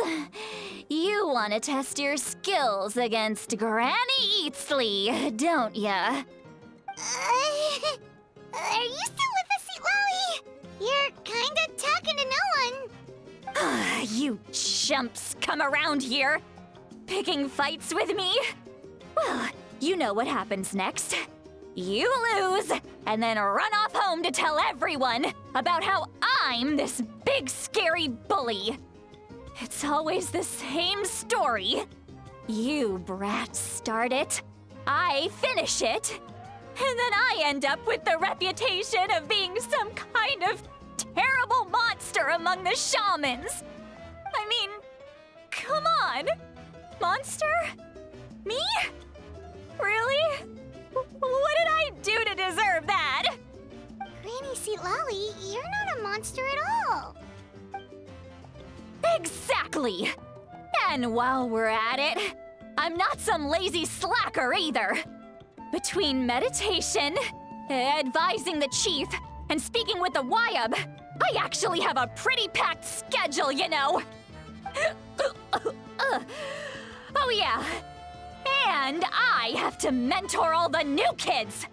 Hey, new kid. Yeah, you. Don't play dumb. Didn't I teach you how to find phlogiston? You see? I know my stuff. I'm a good teacher. You tell him. That's more like it. About dang time someone showed me a little respect. Yeah, Granny's a hard worker, all right. You can always rely on old Granny.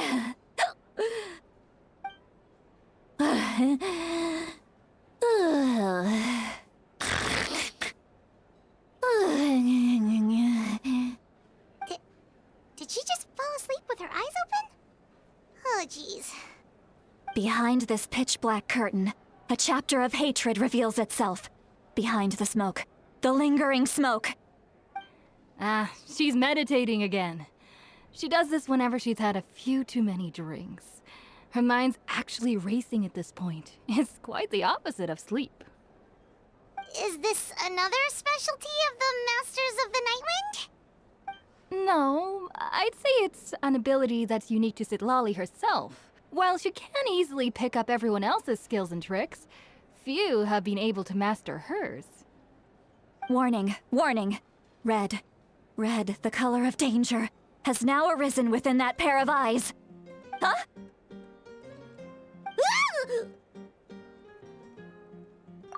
Traveler?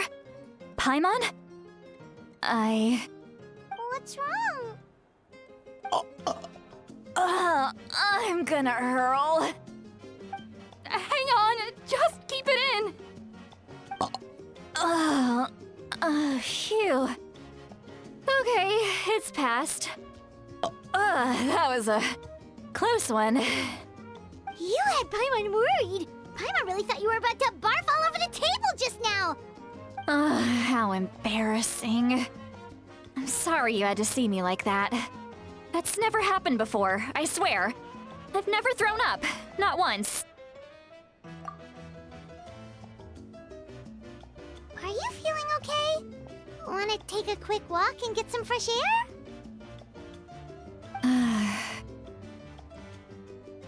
There's so much that I want to say, but I can't. Why not? Of course you can. Just say whatever's on your mind. Please, Paimon, it's not as simple as you think. We've only known each other for a few days, right? What would you think of me if I were to start dumping all of my complaints on you after we've only just met? Oh, Paimon gets it. You're hoping that we wouldn't think less of you no matter what you're about to say. No, that wasn't my point at all! Seriously, don't you youngsters know anything about shame? I'm talking about shame! I've lived all these years and still can't get rid of it! Surely, you know the feeling too? Actually, about that. Huh? Tell me what? Yeah, this is as good a time as any.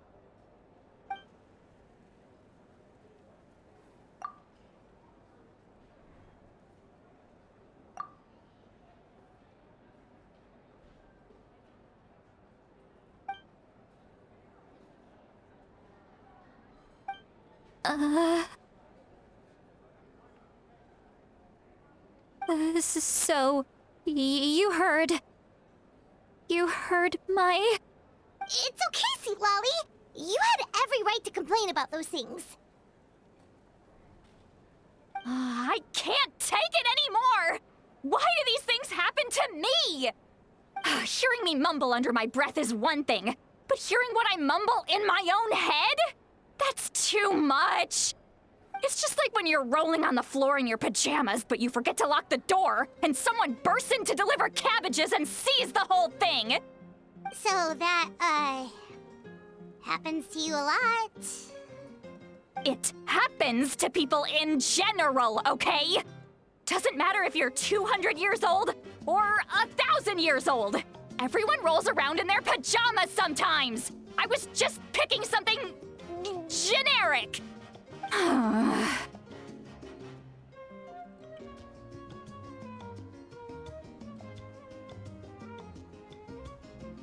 Take a walk with me.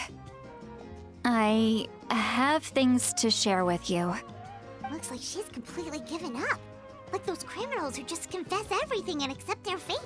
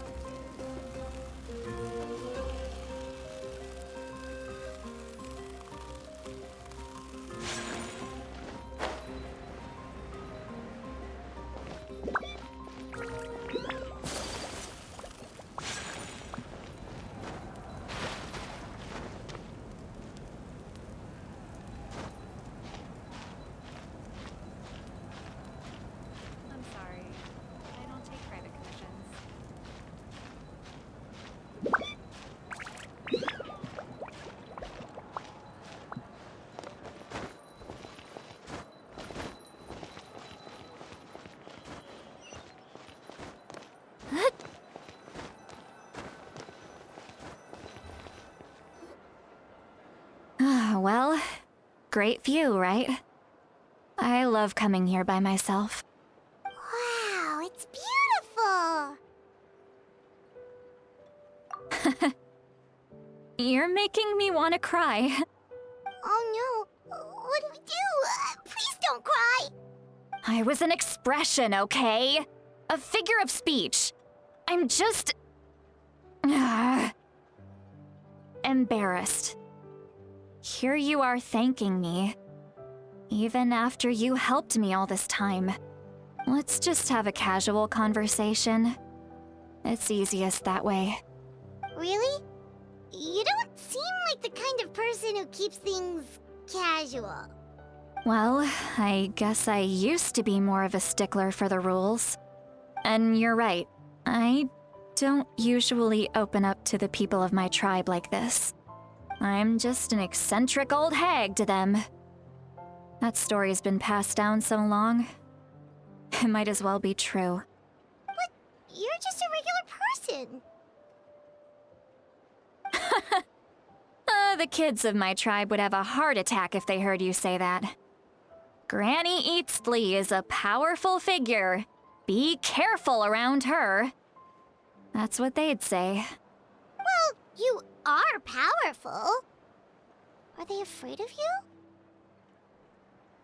Some are. Others are mad I always come out on top. A few decades like that, and people stop knowing how to deal with you. What about you? Are you scared of me? We don't find you scary at all. That's because you're not from my tribe. You don't know how many delusions of grandeur I've destroyed just by existing. I make people realize that no matter how hard they work, they'll never become a living legend like me. Oh, not to brag or anything. Maybe it's hard to believe. Just pretend I never said anything. We believe you. Shilonen has full faith in your abilities, and Auroran didn't seem scared of you. He thinks of you as his granny, right? Yes, but Auroran's a special case. Mawika already told you about her plan. And you've given so much help to Auroran and me. You deserve to learn the full truth. Auroran's not like other people. As I mentioned, he was abandoned as a child. The reason being, his soul is incomplete. The Masters of the Nightwind view this as a bad omen, capable of bringing about illness and misfortune. No one knows who his parents were. He was just left on a rock in the wilderness. It's a miracle he wasn't devoured by some wild beast. The Masters of the Nightwind believe they can see human souls, and in Auroran's incomplete soul, they saw a possibility for Natlan. A possibility to turn Auroran into a vessel for lost souls. The ceremony would allow lost souls to gather within him. Auroran would then be sent to the Night Kingdom to return the souls to their rightful place, strengthening the ley lines and completing the ceremony. Wait, that doesn't sound right. Now you see the problem. When damage occurs to the Night Kingdom, the souls held within disperse and remain adrift, unable to find a way back to the ley lines. This loss of souls damages the Night Kingdom even further. The ceremony can send back countless souls at once, which would benefit the Night Kingdom and the souls themselves. Of course, the vessel, Auroran, would be sacrificed in the process. I wasn't surprised the chief at the time came up with the plan. The ley lines were already in a terrible state. A suitable candidate for the ceremony appears, and now you have the chance to make things better. Of course you're going to take it. When the chief asked for my opinion, I didn't give my approval, but I didn't object either. So they went ahead with the ceremony. It failed, and Auroran escaped with his life. Pathetic, isn't it? By not objecting, I basically gave them the go-ahead. Maybe they didn't have my explicit approval, but it's not like I did the right thing. If the ceremony was successful, Auroran would probably be dead. Of course, in my tribe, death is rarely something to fear. But what kind of message would we be sending by sentencing a newborn to death? By using a human life as a tool? It's not right. So, when I learned the ceremony had failed, I was ashamed by my inaction, and absolutely relieved by the result. The plan was never a secret. Or, I guess I should say, there was no point to keeping it a secret. A simple investigation from Auroran would reveal everything. Everyone thought he would be happy he survived, and he never really said anything to the contrary. But just as I was about to put all of it behind me, he asks this question. Would Natlan have been saved if the ceremony succeeded? Wait, but it's not his fault. He knows that, but he still feels guilty. Auroran has a strong ability to perceive souls, more than any of us. He understands just how dire the situation with ley lines has become.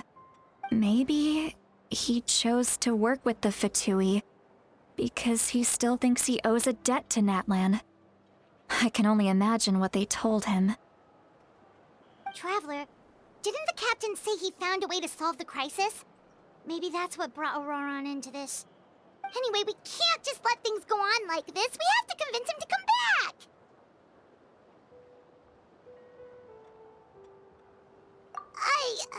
You don't look so good, Seatlolly. Maybe you should head back and get some sleep. Probably drank too much. It's okay. The fresh air is doing me good. Okay. Forget that. I need to go home. I hit it a little too hard. You've helped me so much already. How do I even begin to thank you? Hey, we're friends, aren't we? Besides, you already said you owe us a favor, so you don't need to worry about us. Good point. Well, I'll go home and get some sleep. We can figure out our next move in the morning.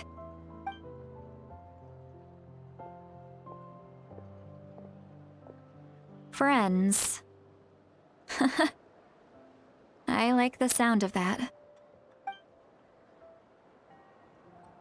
Auroron's probably back with the captain, don't you think? You mean about the backup plan? Do you really believe what the captain told us?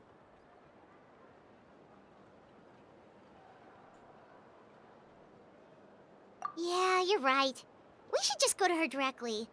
But she's probably asleep. We can find her first thing in the morning. For now, let's... go to bed.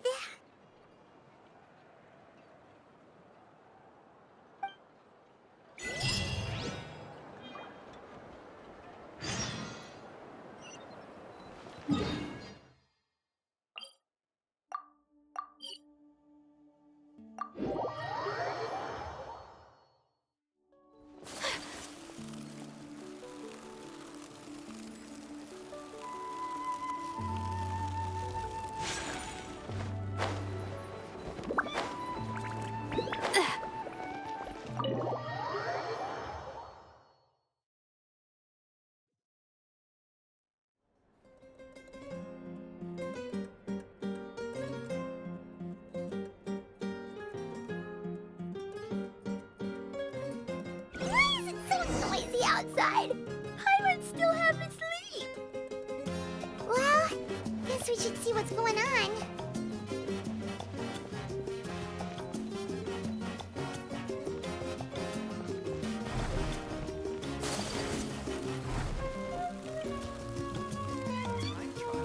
It's worth a shot.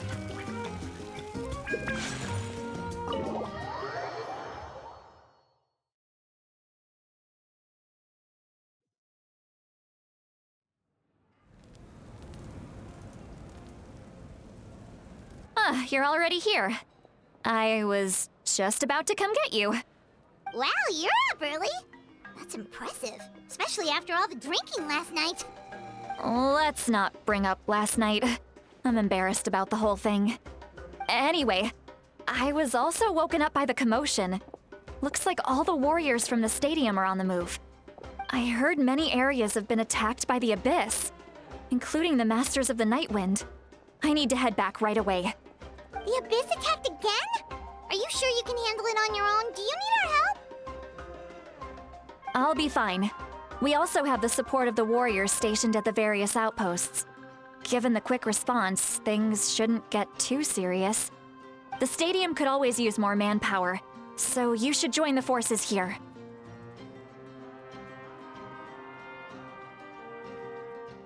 I'm done making excuses for him. He's not a child anymore. He needs to take responsibility for his actions.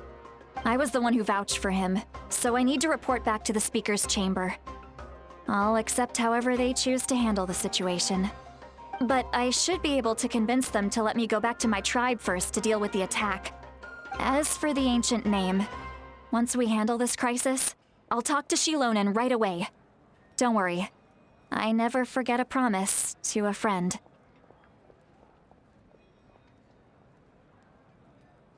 Thank you. All right, I need to start heading back. She left in a hurry. The situation must be really serious. Oh, looks like a lot of people are heading to the stadium. Let's see what's going on.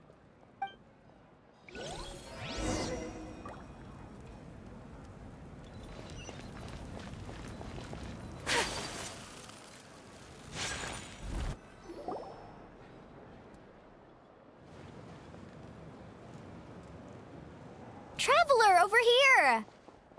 Perfect. Our star Outlander has appeared. Oh, you're all here! But, what's with the whole Star Outlander thing? Just my way of saying how awesome you are. We've got a real emergency on our hands, so this is the perfect time for you to show off your skills. Alright, but can we get a quick rundown of the situation first? The Abyss suddenly attacked the Collective of Plenty, the Masters of the Nightwind, the Children of Echoes, and a number of our camps and outposts in the wild. Yes, and the attacks are increasing in frequency.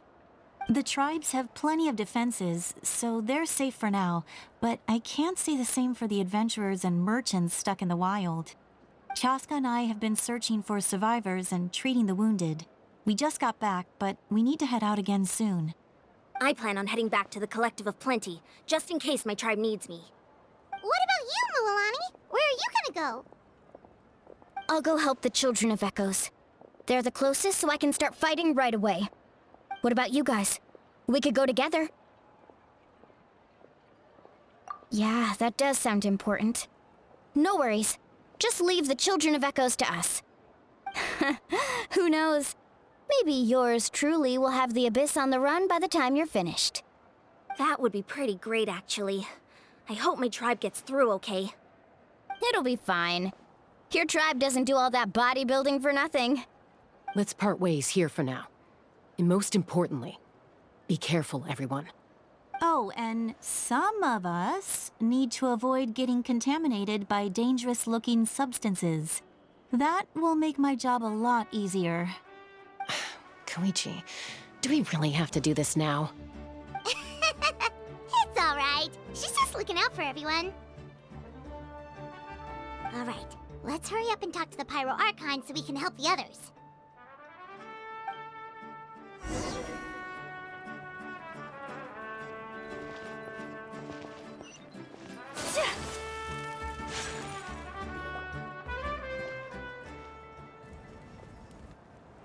Oh, it's you two. As you can see, things are not looking good right now. People across Natlan are in danger. Look, I'm very interested in your recent adventures, but this is not a good time. So we'll have to keep our conversation short. That's alright, we're also in a hurry. We're gonna go help the Children of Echoes after this. What?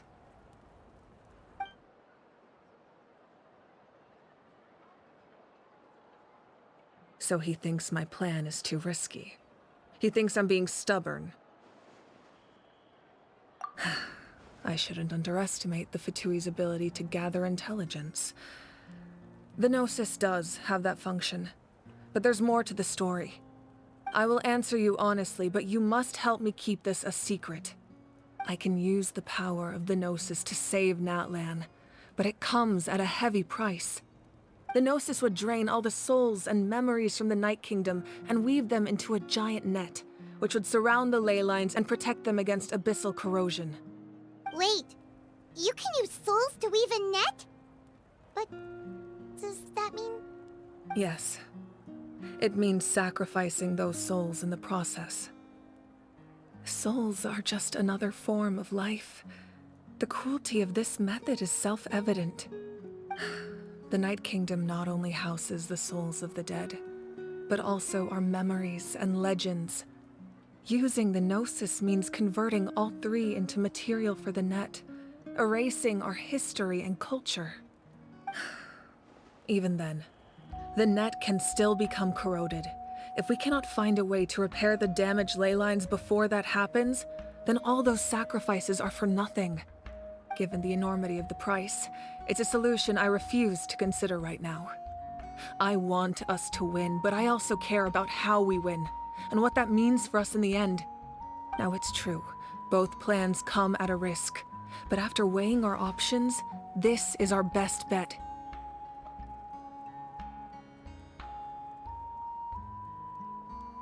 Natlan is unique among the nations of Teyvat. Given the ever-looming threat of the Abyss, the Pyro Archons had to account for the worst-case scenario. Having a contingency plan is our duty, not just to the people of Natlan, but to all who live on this continent. Still, this has always been a well-kept secret. I'm very curious how the captain learned this information. Oh, one more thing? The captain said he found another way to solve the problem. Could be equally as extreme, though. Without the Gnosis, he should have no other option. But I see no reason for him to lie. Seems like our only path forward is to track him down, so he can answer that question for us.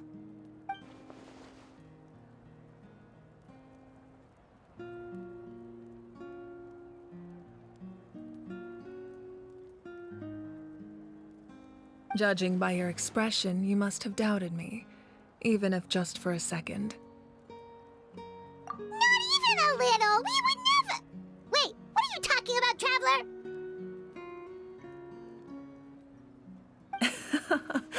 Just as expected.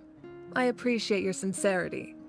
Maybe it was out of caution, anxiety, or simple curiosity, but know this. No matter what, our goal remains the same. We both want to save the people of this land. So now that you have your answer, do you still doubt me? You scared Paimon. You've really got a lot of guts, Traveler. That's a good thing. Oh, and feel free to call me Mawika. It's what all my friends call me, and I like it that way. As for the captain, the intelligence officers we assigned to the Fatui should be back soon. We'll get our answer then. That's great! Sounds like we just have to wait a little longer.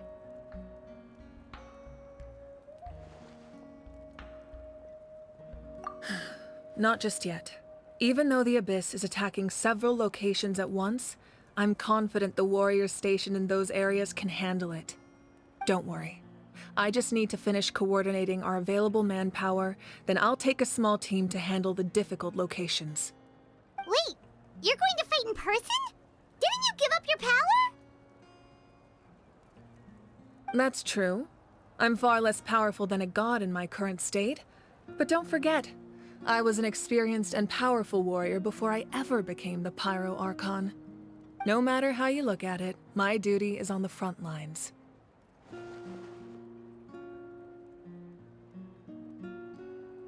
Oh, now you doubt my strength. That hurts, Traveler. If we had time to spar, you might think otherwise. Anyway, even if we respond to these threats in time, it's not a permanent solution in the long run. I've considered moving my people to other nations, but given their close connection to the Night Kingdom, a forced evacuation would have devastating consequences. I've told the chiefs of each tribe to strengthen their defenses and advise people against leaving their settlements. Now, I just need to find the right time to disclose the true nature of the crisis to the people of Natlan. Paimon's a little worried about how people will react. Yes, but that won't be the only response. In any case, that's for me to worry about.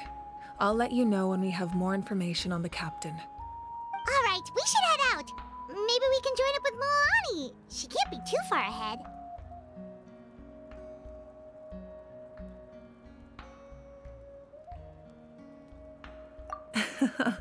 No need to worry about me.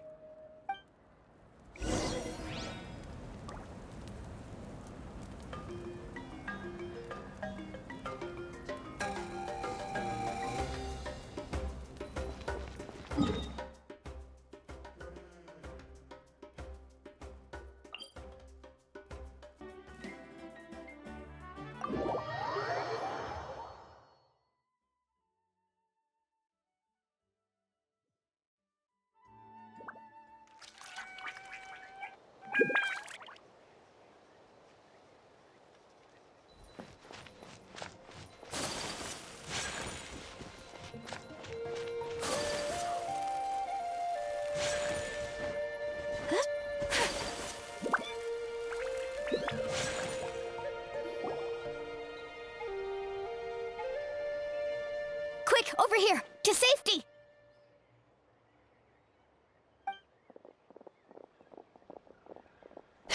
Kachina, how many people do you have left?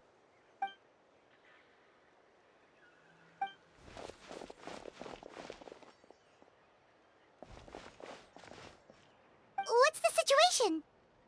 There's a trapped caravan that needs our help. We need to rescue them as soon as possible. We'll go together.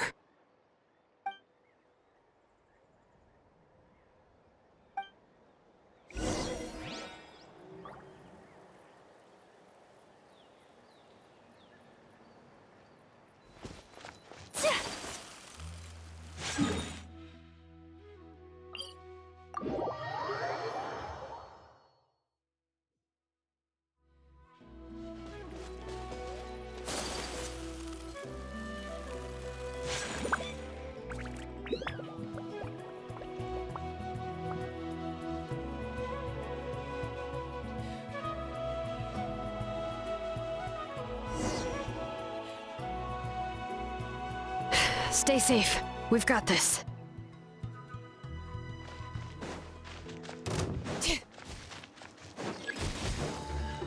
Hear the echoes of the valley! Drawing down! Catch an epic wave! Prepare to be blown away! Ha!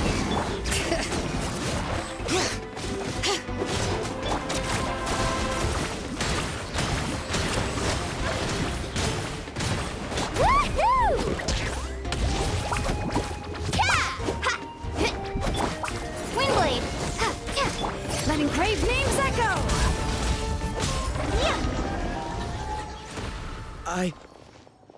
I really thought I was done for. I can't thank you enough. Don't worry about it. We're just glad you're okay. Let's see. Your goods look fine too. Guess the Abyss isn't after Mora. That should be the last abyssal pylon near the Children of Echoes.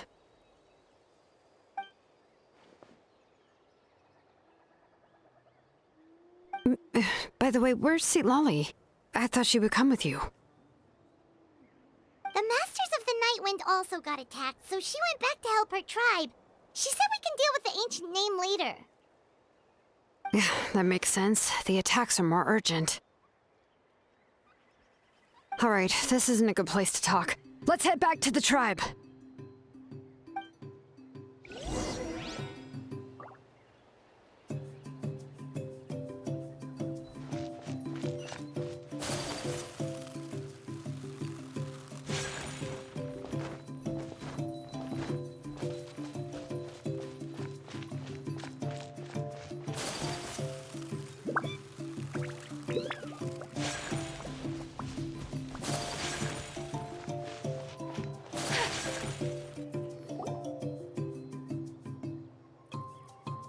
Looks like a few people were hurt after all. Oh, I should have got here sooner.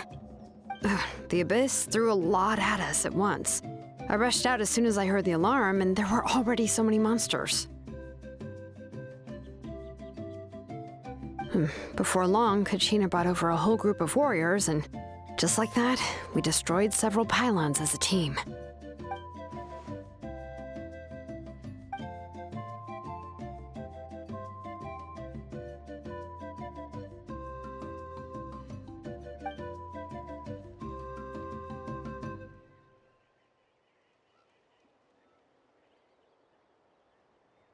You mean the situation in the Night Kingdom, right? Yeah, I feel the same way. We've managed to keep it a secret all this time, but more and more people are realizing something's wrong. It's impossible not to feel anxious when things are getting worse by the second, and all we can do is wait. That just means we need to buy the Pyro Archon more time. Keep pushing, everyone. Every battle is worth something. You really are an eternal optimist, Mualani. You always find a way to cheer people up. Why, thank you. I guess it's one of my better qualities.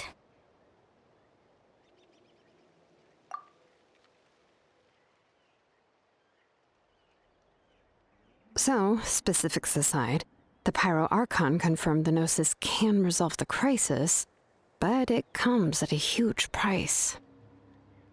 And somehow the captain finds out about it, goes to fight the Pyro Archon, and calls her out for having a solution but refusing to use it. Honestly, if he has the same information as us, I can't really blame him.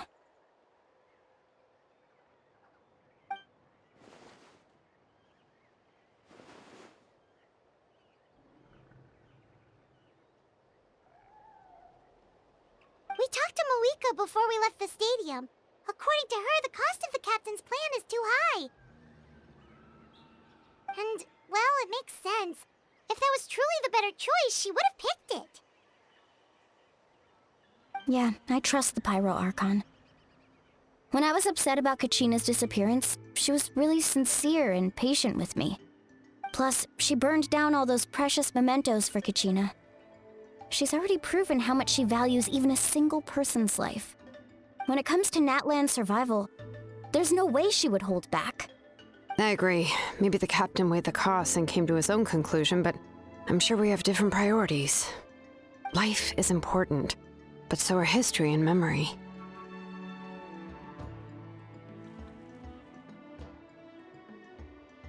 As the Archon, she can't tell us everything, but it seemed like she wasn't holding anything back this time. The next question is, if the captain found a new way to save Natlan, how come the Pyro Archon has never heard of it?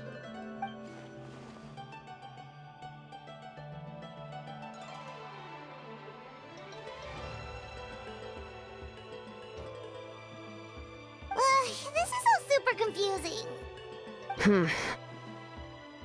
We still don't have enough information. Once we figure out what the Fatui are doing, we'll have our answer. Let's head back then. Moika said her intelligence officers should return soon. With how many Fatui there are, someone's bound to give something away. Sounds good. I have a few theories of my own. With a bit more information, we just might get to the bottom of the whole thing.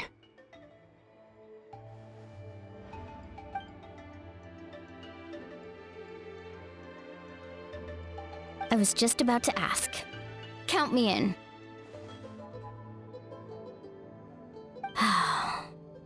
If I was just a bit faster, we could have prevented a few people from getting hurt. People who could help us in the next battle. It's all a chain reaction.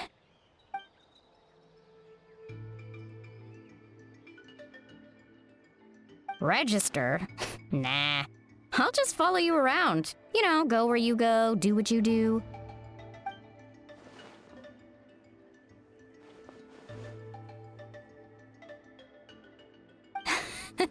You got it. I just don't want to make the trip back. It's so far. All right. See you all later. Let's get together and celebrate once this is over. Oh, you betcha!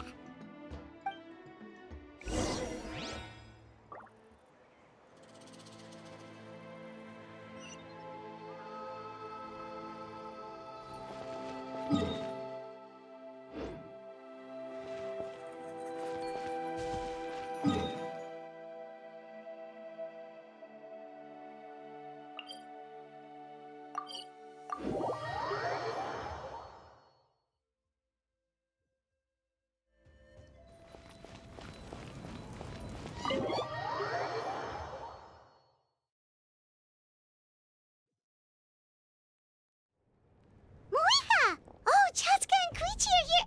Wait, are you okay, Koichi? I'm fine. No need to worry.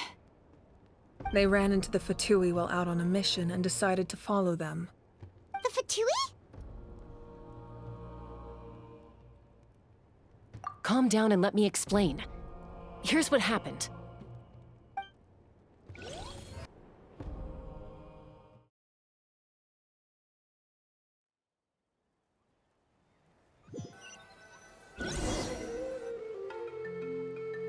Watch out. It's the Fatui. Were they attacked by the Abyss? No, wait. It looks like they're protecting a group of travelers. Over there. Do you see? You're right. That's a traveling group from Natlan. Could they be trading for something? Let's keep observing for now. We're glad you're okay. Given the appearance of abyss monsters all over Natlan, you should cancel your journey and seek shelter at the stadium or one of the tribes. Thank you so much. I wish there was something we could give you. We don't expect anything in return. We were out on a mission and saw you being attacked. It was our decision to help. If you truly wish to repay the favor, you can keep this a secret. If anyone asks, just say you were saved by warriors from Natlan. Oh, okay. We can do that. What? But... We're not asking you to cover up our activities. We haven't done anything illegal. Our captain simply wishes to remain undisturbed. Nonetheless, the decision remains yours. If we wanted to keep you quiet, we would have employed a harsher method. Got it. We'll get going now. Did you hear that? They mentioned a captain. Isn't that who the Pyro Archon is looking for? Exactly. We could be onto something big. Still, there was no trade. They were just helping people in need. I didn't sense an ulterior motive. I didn't believe the captain when he said he wanted to save Natlan. But based on what we just saw, it's possible he was telling the truth. Maybe we've been wrong about the Fatui this whole time. It's too early to say. Let's follow them and see what's really going on.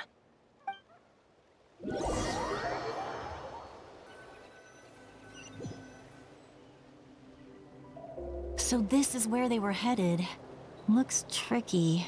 It's heavily guarded on all sides.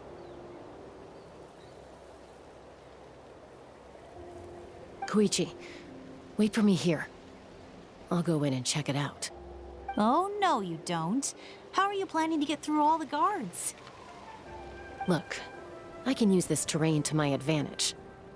With our tribe's special way of getting around, I doubt they'll see me coming. We still can't see anything on the inside. What if you can't find cover? You won't have anyone to watch your back if you go in alone. The more heavily guarded the location, the more valuable the secrets. Even if the captain isn't here, we can still figure out what the Fatui are planning. That intel is worth the risk. Fine. You're not gonna listen to me anyway, so let me come with you. That's even more risky. You've been running around saving people for days. You're already at your limit. I'm confident I can protect myself. I'm not sure you can say the same. At least right now. I can. You really believe that? Fine, don't believe me. But you can't honestly tell me infiltrating a heavily guarded Fatui hideout all on your own sounds more reasonable. You know, growing up, even if I insisted on doing something, it never gave you any trouble. I'm not sure you can say the same. All right. If we start arguing, this will never end. We can't let this opportunity go to waste. Guess that means I win. Don't worry, you're not the only capable young person from our tribe. I can handle this. All right, same plan as usual. We split up, communicate with hand signals, make sure our blind spots are covered, and support each other once we strike. Got your ropes? Yeah, let's go.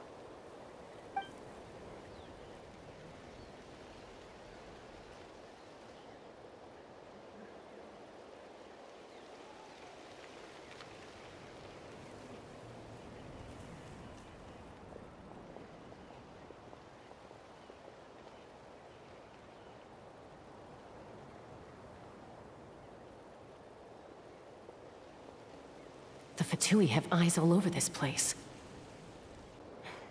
I should wait for Koichi's signal.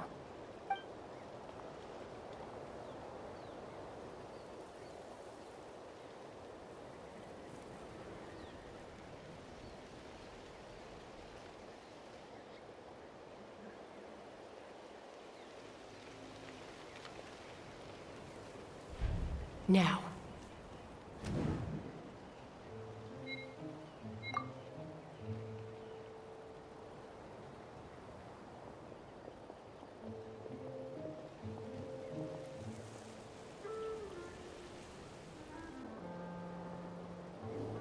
Not sure how many chances I'm gonna get. I need to act.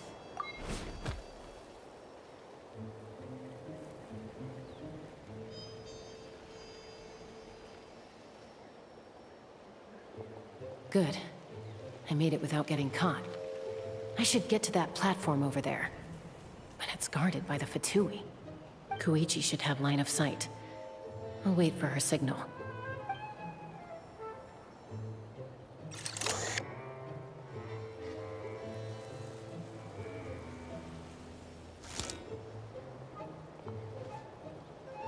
That's it. Now's my chance.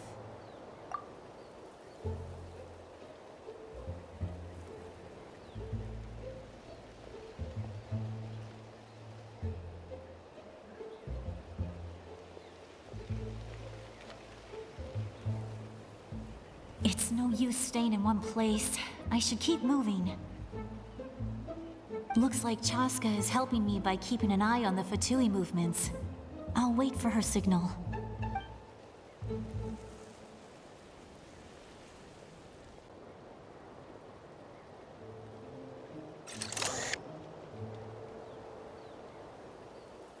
Time to move.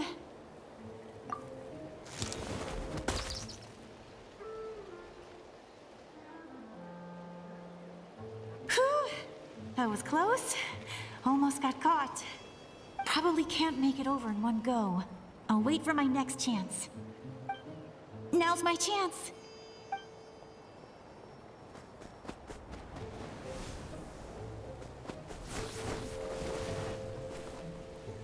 I made it! That'll show my sister. Let's see. The Fatui's occupying all the best locations. If we could just get past them somehow. Wait, I've got it!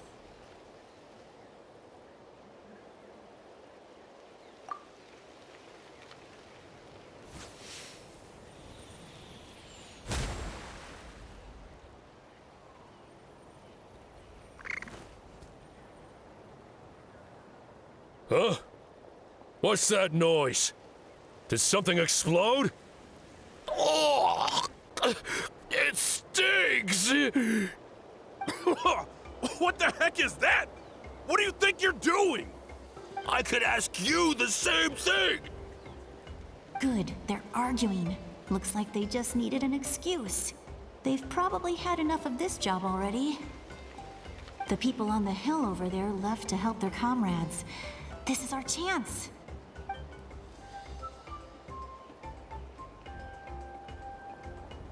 Come get me, Chaska. I hope she gets this hand signal. That's Koichi's signal. Smart idea. Alright, time to move. Give me your hand, quick. Coming!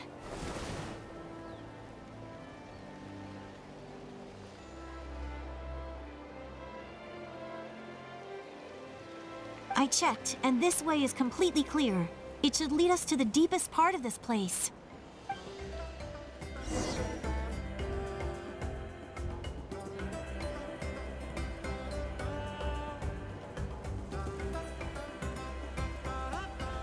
Well, I was pretty helpful, right? You know, everyone usually jumps at the chance to work with me. Not my own sister, though. No, she avoids me like her life depends on it. I was wrong, Koichi. You've done well. Wait, you're just gonna admit it? Now I look like the mean one. Let's focus on the task at hand. We're in the heart of enemy territory. The more time we waste, the more dangerous this becomes. All right. If you're not gonna take the bait, then I'll drop it. Looks like the Fatui are here to dig something up. I'm surprised they mobilized this many people. I doubt it's because they're interested in our culture and history. It seems like they're looking for a dragon relic called the Source Mechanism. The device is ancient. Barely any information survives to this day. And even people from Natlan don't know how to use it. Why would this be the Fatui's target? Not bad. Looks like it's in good shape. This should be what our Lord's looking for. Took us long enough. Come on, let's get this thing back. Back? Back where? Should we keep following? You really want to keep going? Of course. We make a good team, don't you think? No reason to stop now. Hmm? What was that sound? Uh-oh. We've been spotted. Time to go. Falling rock incoming! Watch out for your gadget! What? You'll regret that! After them!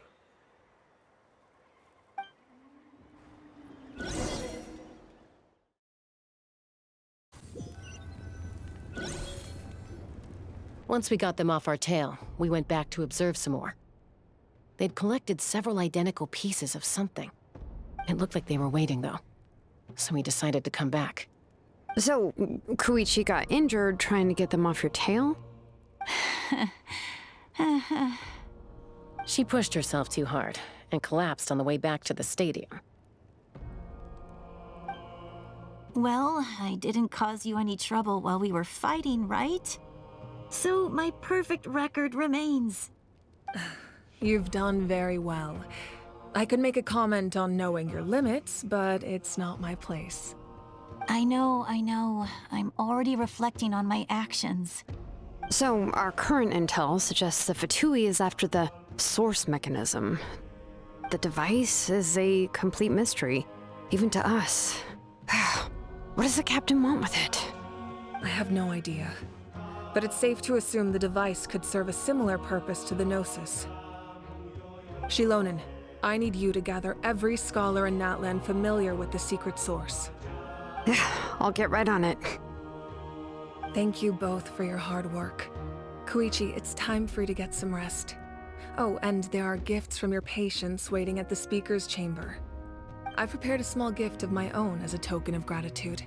I'll send it to your home along with the others. My patience. That's so nice of them. Guess that means I'm doing something right. You don't need to give us anything, Archon. We were just doing our duty for Natlan. I should take Koichi home now. Well, if Koichi doesn't want her favorite Saurus crackers, then... I accept. Thank you, Archon. What am I gonna do with you? There's some for the rest of you as well. They're one of my favorites too, so don't be shy. I'll start investigating the source mechanism right away. If I learn anything, you'll be the first to know. Yummy snacks!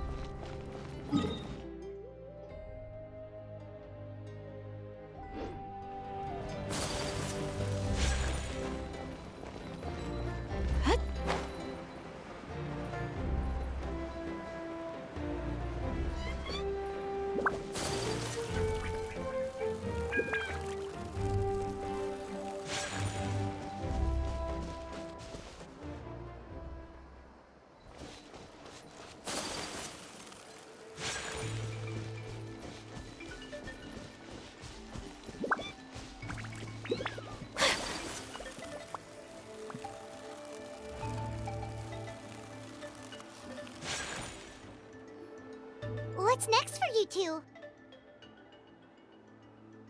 I'm taking Koichi home. With our parents there to keep an eye on her, I can make sure she actually rests. Hey, it's not like I'm some kind of prisoner. I'll be fine in a day or two. There's no need to go all the way home. That's what you always say. Everything's no big deal until you collapse. What if the Abyss attacks again? You're saying if I let you rest in a hotel, you're not gonna rush out the minute you hear the alarm? I won't. Triple promise I won't. Mm-hmm. Fine. On the off chance something like that were to happen, I might. But I'm a doctor. I have a duty to help people in need, no matter how hard or tiring the work gets. I guess you're right. But I don't have to like it. This reminds Paimon of when we first met. Except you were the one trying to stop Chaska from doing something dangerous. I'd do the same for anyone trying to put their life in danger. As a doctor, I don't want people to get hurt because of a rash decision. Then try to see things from my perspective. You clearly want to protect your patients. So can't you understand why your own sister would feel the same way about you? The two of you are the same, you know? I disagree. I understand the risks and costs of my decisions. Who wants to be like her? Overconfident, always making excuses when things go wrong. That's just not true. You think I don't have proof? Okay, don't get into another fight. Just pretend Paimon never said anything. Don't worry, Paimon. You didn't do anything wrong. Arguing is just how we communicate. Neither of us really takes it to heart. Plus, I guess we are similar in some ways. Maybe I rush into things without thinking, but I learned that from her. We're family. I can't help it if my older sister is a bad influence. Okay, you don't have to put it that way. So, you're all good now?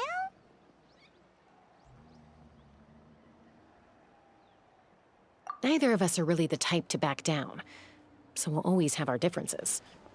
But still, we get along in our own way. Plus, I know you'll wake up one day and realize I was right all along. I just need to wait. Be my guest. Come on, let's get you home. See you later, Traveler and Paimon. I'll be back once everything's settled at home. There's no rush. At least grab a nice meal with your family.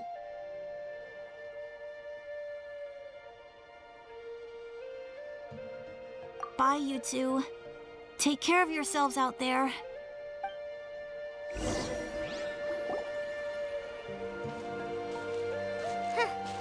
Those two will probably make up for real at some point, right?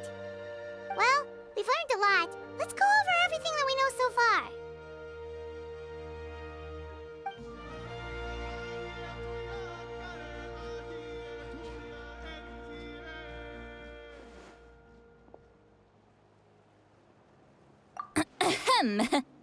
Sorry for popping up out of nowhere.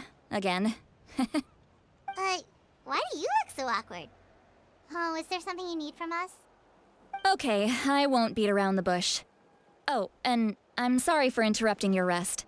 I'll treat you to some charcoal grilled steak to make up for it. Awesome! Just give us your orders! Hey, friends don't order each other around. I'm just here to share some news. Remember what we talked about before parting ways? Oh yeah, you mentioned how Auroron has always wanted to save Natlan, and something about his soul being fragmented. Paimon and the Traveler discussed it after you left, and we think Auroron is probably back with the Captain. What do you think? I agree with your hypothesis. And just now, I confirmed it myself. Auroron came back. He helped the Masters of the Nightwind defend our camp. What? He came back? I told him to give up whatever he's doing, but he refused. He said they're just one step away from success, so there's no way he can back out now. Apparently, he came back to fulfill his duty to our tribe. When he left, he said it was because he still has a duty to Natlan as a whole. I'm surprised you let him go at all. I had to prioritize my tribe. Besides, the situation was intense. I couldn't focus on outside and inside threats at the same time. Plus, he was on guard. He knew I would try to go after him, so he made sure to keep his distance. I kept an eye out for a good opportunity, but it never came. All these years of calling me Granny, and I couldn't do a single thing for him in the end. Don't say that! Your tribe all raised him together, right? That couldn't have been easy. You're right. Seeing him come back reminded me of when he was little. Running around the tribe, dropping by random houses right and left. He's not only a child of the Masters of the Nightwind, but a child of Natlan. It's only natural for a child to want to do something for their family. Besides, Auroron is my apprentice. He might have a few tricks up his sleeve, but I guarantee I know every single one. Wait, what are you saying? Look. Remember how I said Auroron's soul is fragmented? This is the talisman I created to keep it stable. And this gem is what makes the talisman work. It just so happens that Auroron is due for a gem replacement. Since I can't get close to him, I put the new gem in a supply bag and asked Aoife to bring it to him. You guys know Aoife, right? No? Well, he's a pretty famous vet around these parts. He's always bringing me all sorts of things, and he happens to be very good friends with Auroron. Aoife doesn't know what's going on, so he agreed, no questions asked. Auroron would find the gem as soon as he opened the bag. He knows how important it is, so I knew he would make the switch. He probably suspected that I tampered with it. But here's the catch. The trick is on the bag. The moment he touched it, a portion of his memories were copied onto the old gem, which he no longer needed. That's amazing. You can do something like that? Most people can't, but I can. That trick he used to bring you to the Night Kingdom isn't anything special, by the way. My technique is much more subtle. He won't notice anything. So in other words, we have a whole backup of Auroron's memories in this gem. The kid thinks he can take me on? Like I wasn't the one who taught him everything he knows? That's amazing, Seatlolly. Let's take a look right away. Once we get to the bottom of this, we can finally track him down. I know he thinks of me as his grandma, but do you think he'll get mad at me for this? You can be honest. Huh, that's a tough question. Paimon doesn't have a grandma, so she's not the best person to ask. To be honest, I've always doubted my ability to look after him. I didn't stop the ceremony all those years ago, and now I'm useless again. But if I stop here, it will haunt me until I'm 500 years old. Every night I'll wake up in a fit of anger. Yeah, you're right. First anger, then tears. Oh, wait! Who are you calling a crybaby? You're just making it worse, Traveler. I need to look at his memory. Even if he resents me, refuses to see me, or runs away for good, I don't care, and I won't blame him. A family does whatever it takes to protect their own. You sure you'll be okay? We can come with you if you want. Did you just say you'll come with me?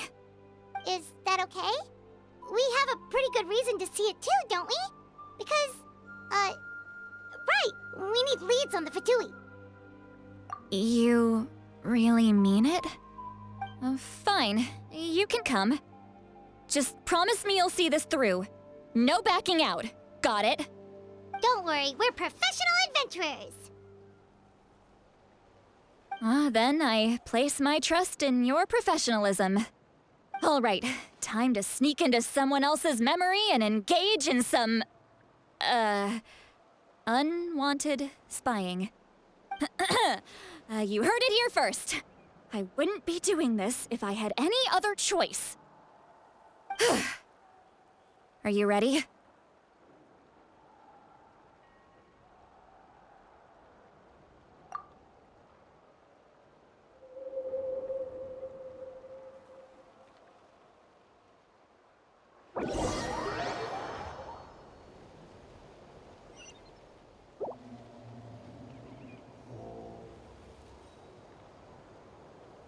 Look how good you're doing.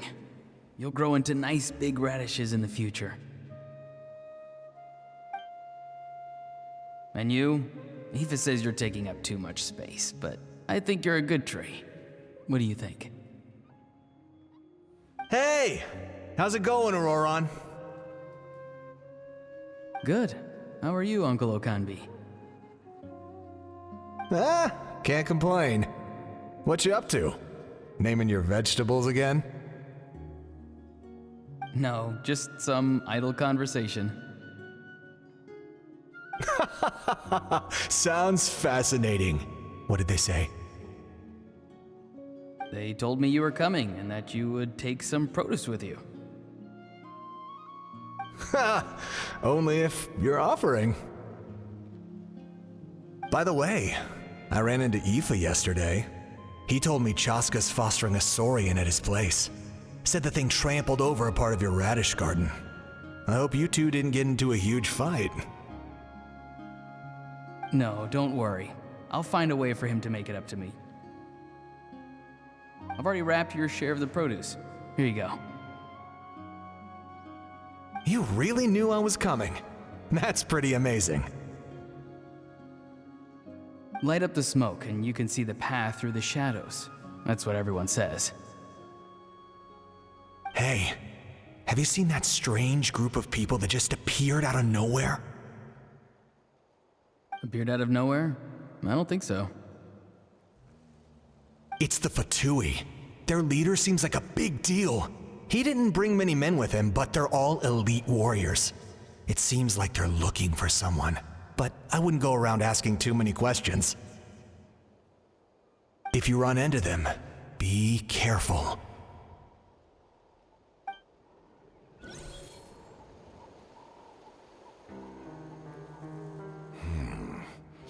You're from the Masters of the Nightwind, are you not? Why do you live here alone? I enjoy living by myself out in the wild. I guess you're from the Fatui, the one everyone's calling a big deal. Not an inaccurate description. I'm looking for someone who may be known to you. Citlali is her name.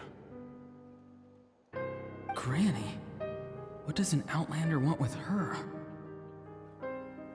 I've heard the name. You have business with her?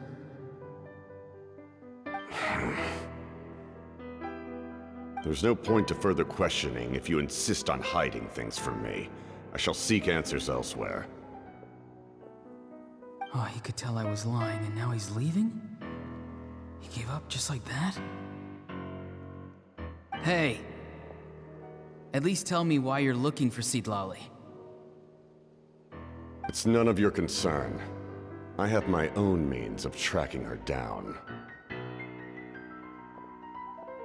Why are the Fatui looking for her? What does she have to do with them? I can't just let them go like this. I have to figure out what they're planning.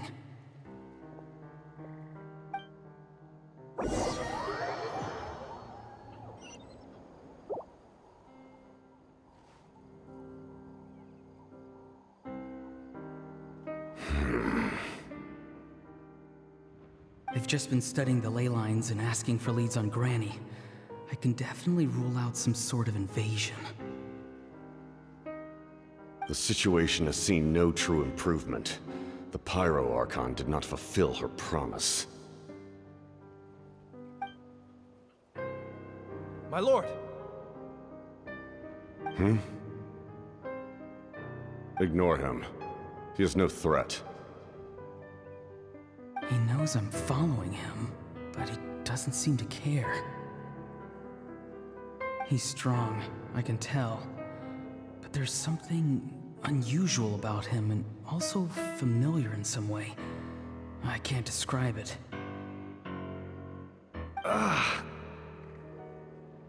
What is it? My lord, I feel dizzy. A ley line disturbance. Certain presences have been forced to wander outside their rightful realm.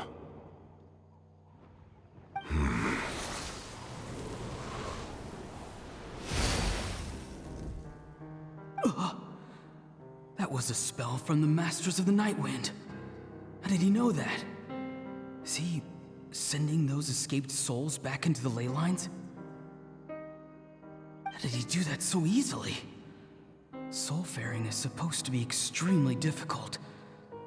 This could be related to why he's searching for Granny. I feel much better. Thank you, my lord. Think nothing of it. Stay vigilant, and continue to gather information. The Abyss could attack at any moment. If you notice any irregularities, assume drill formation and be prepared to fight. However, there is no reason to over-engage. Information is our first priority. Yes, sir. Why are the Fatui fighting against the Abyss? Do they really mean us no harm?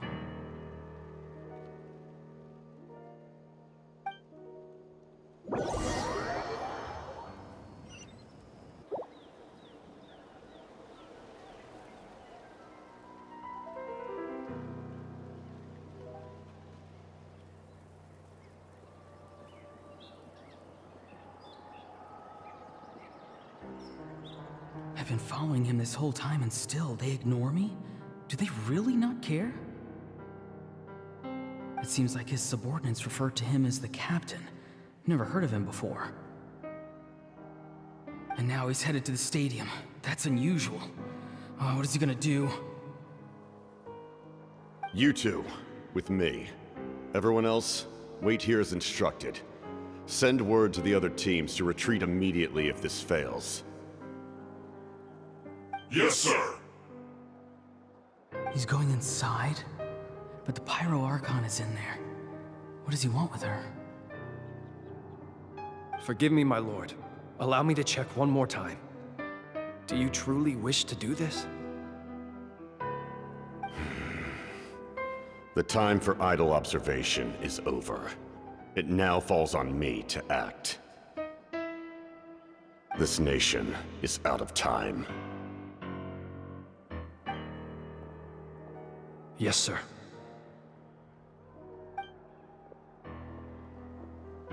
He just walked straight into the stadium. What is he gonna do?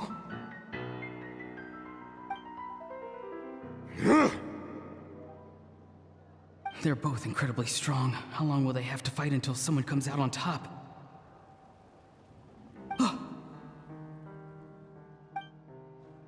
Wait, this feeling.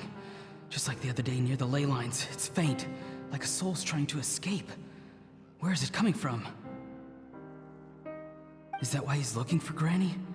If he dies here, then all clues will be lost. I can't let that happen.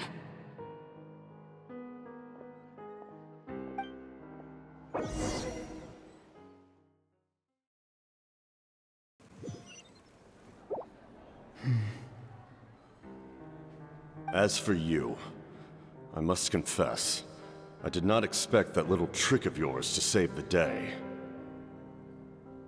No matter how dense the fog, as long as the sun remains, we cannot turn day into night. She could have dispelled it. She simply chose not to.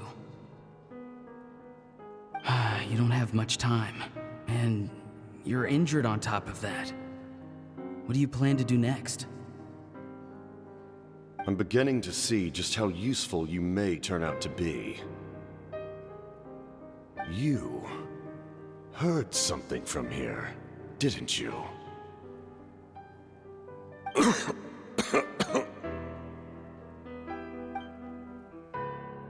No need to force yourself. I've never seen anyone match the Pyro Archon in battle before. I didn't expect you to intervene at such a critical moment. You know I've been following you. Why didn't you stop me?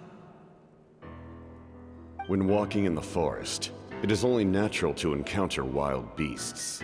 However, not every beast has the courage to come out and bite. And yet, one of those very beasts saved your life.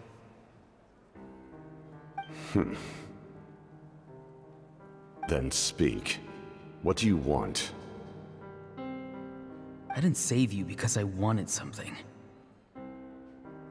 My soul is more perceptive than others. I can sense that the ley lines are extremely weak. I don't know what the Pyro Archon is planning. Can she really save us? The questions you asked her just now, well, I've had very similar doubts. So I felt like I had to help you.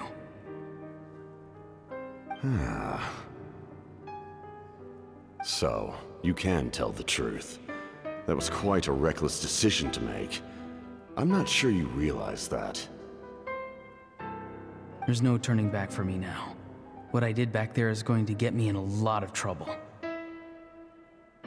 You attacked the Pyro Archon in broad daylight, and I used my spell to save you. A single glance was likely all it took for her to recognize my tribe. So, we're in the same boat.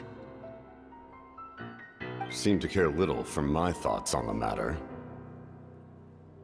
It's too late for that. Start from the beginning. Why are you looking for Citlali? Do you know her? Explain your relation to her first. I know you two are acquainted. It was obvious the moment I mentioned her name. Citlali is my elder and my teacher. She taught me everything I know. It's my duty to protect her. If you truly wish to protect her, you should have let me perish at the Pyro Archon's hand. Yet, you chose otherwise. Do I really need to tell you what that means?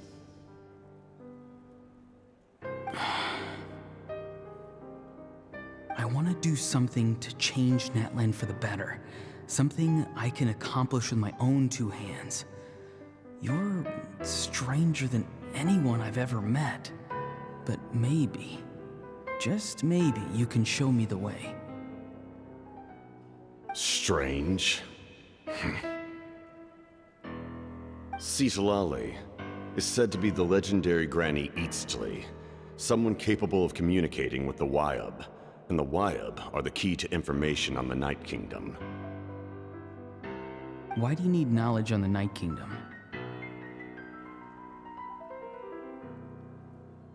That is not something you need to know.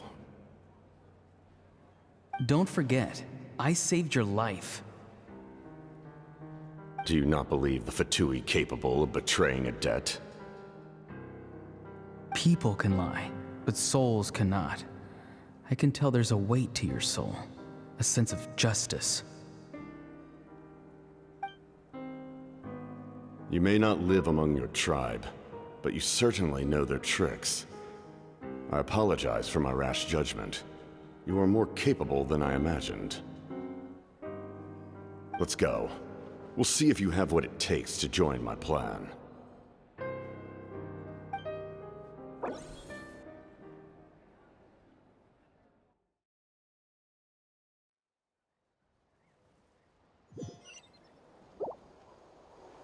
I see. Interesting approach. Worth trying, I think.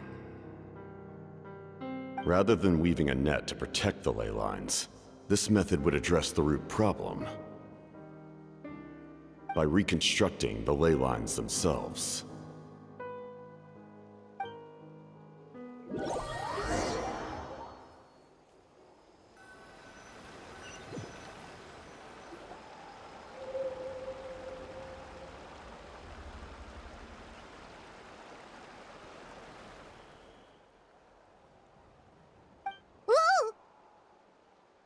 Traveler, Paimon. Are you two all right? Paimon's fine, just, a little dizzy.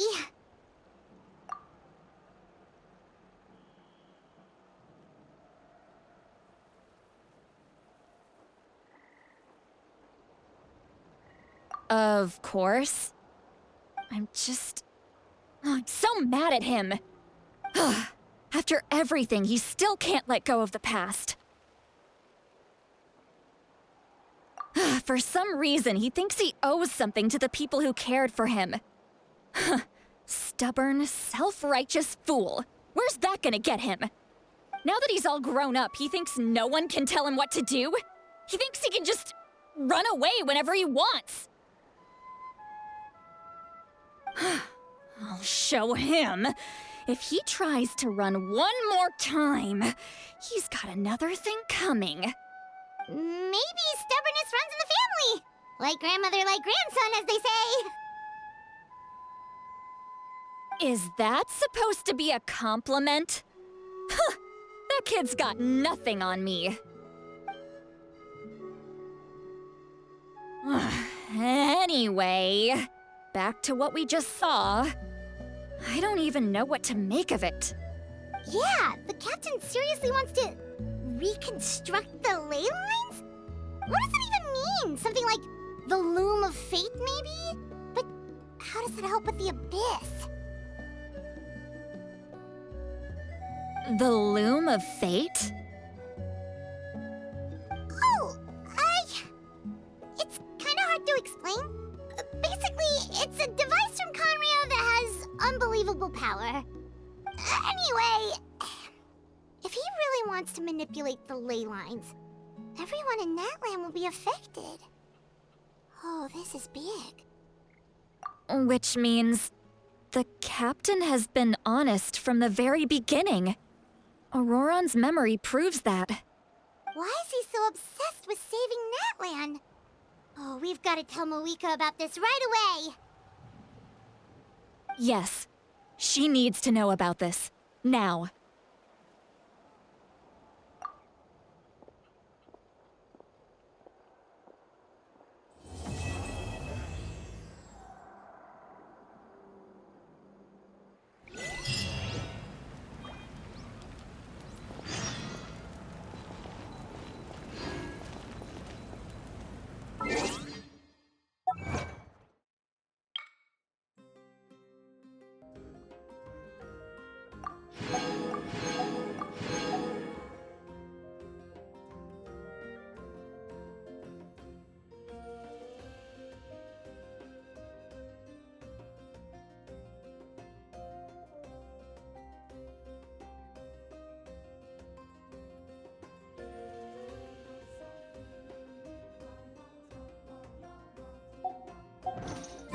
A blade.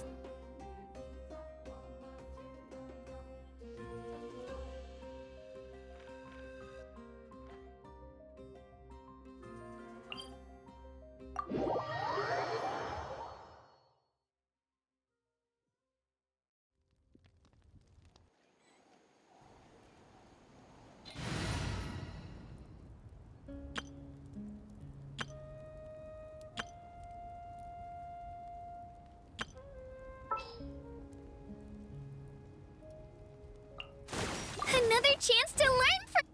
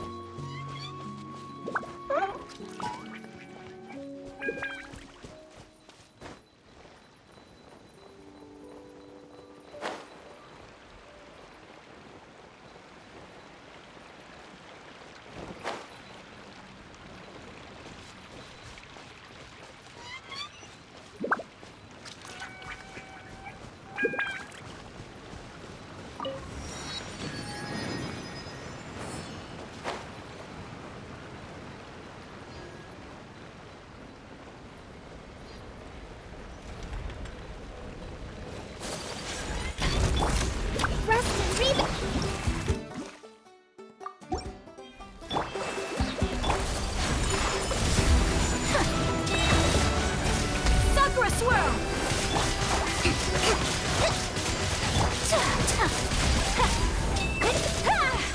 Whirling Snow! Barbados, guide us. Allow me. Take flight!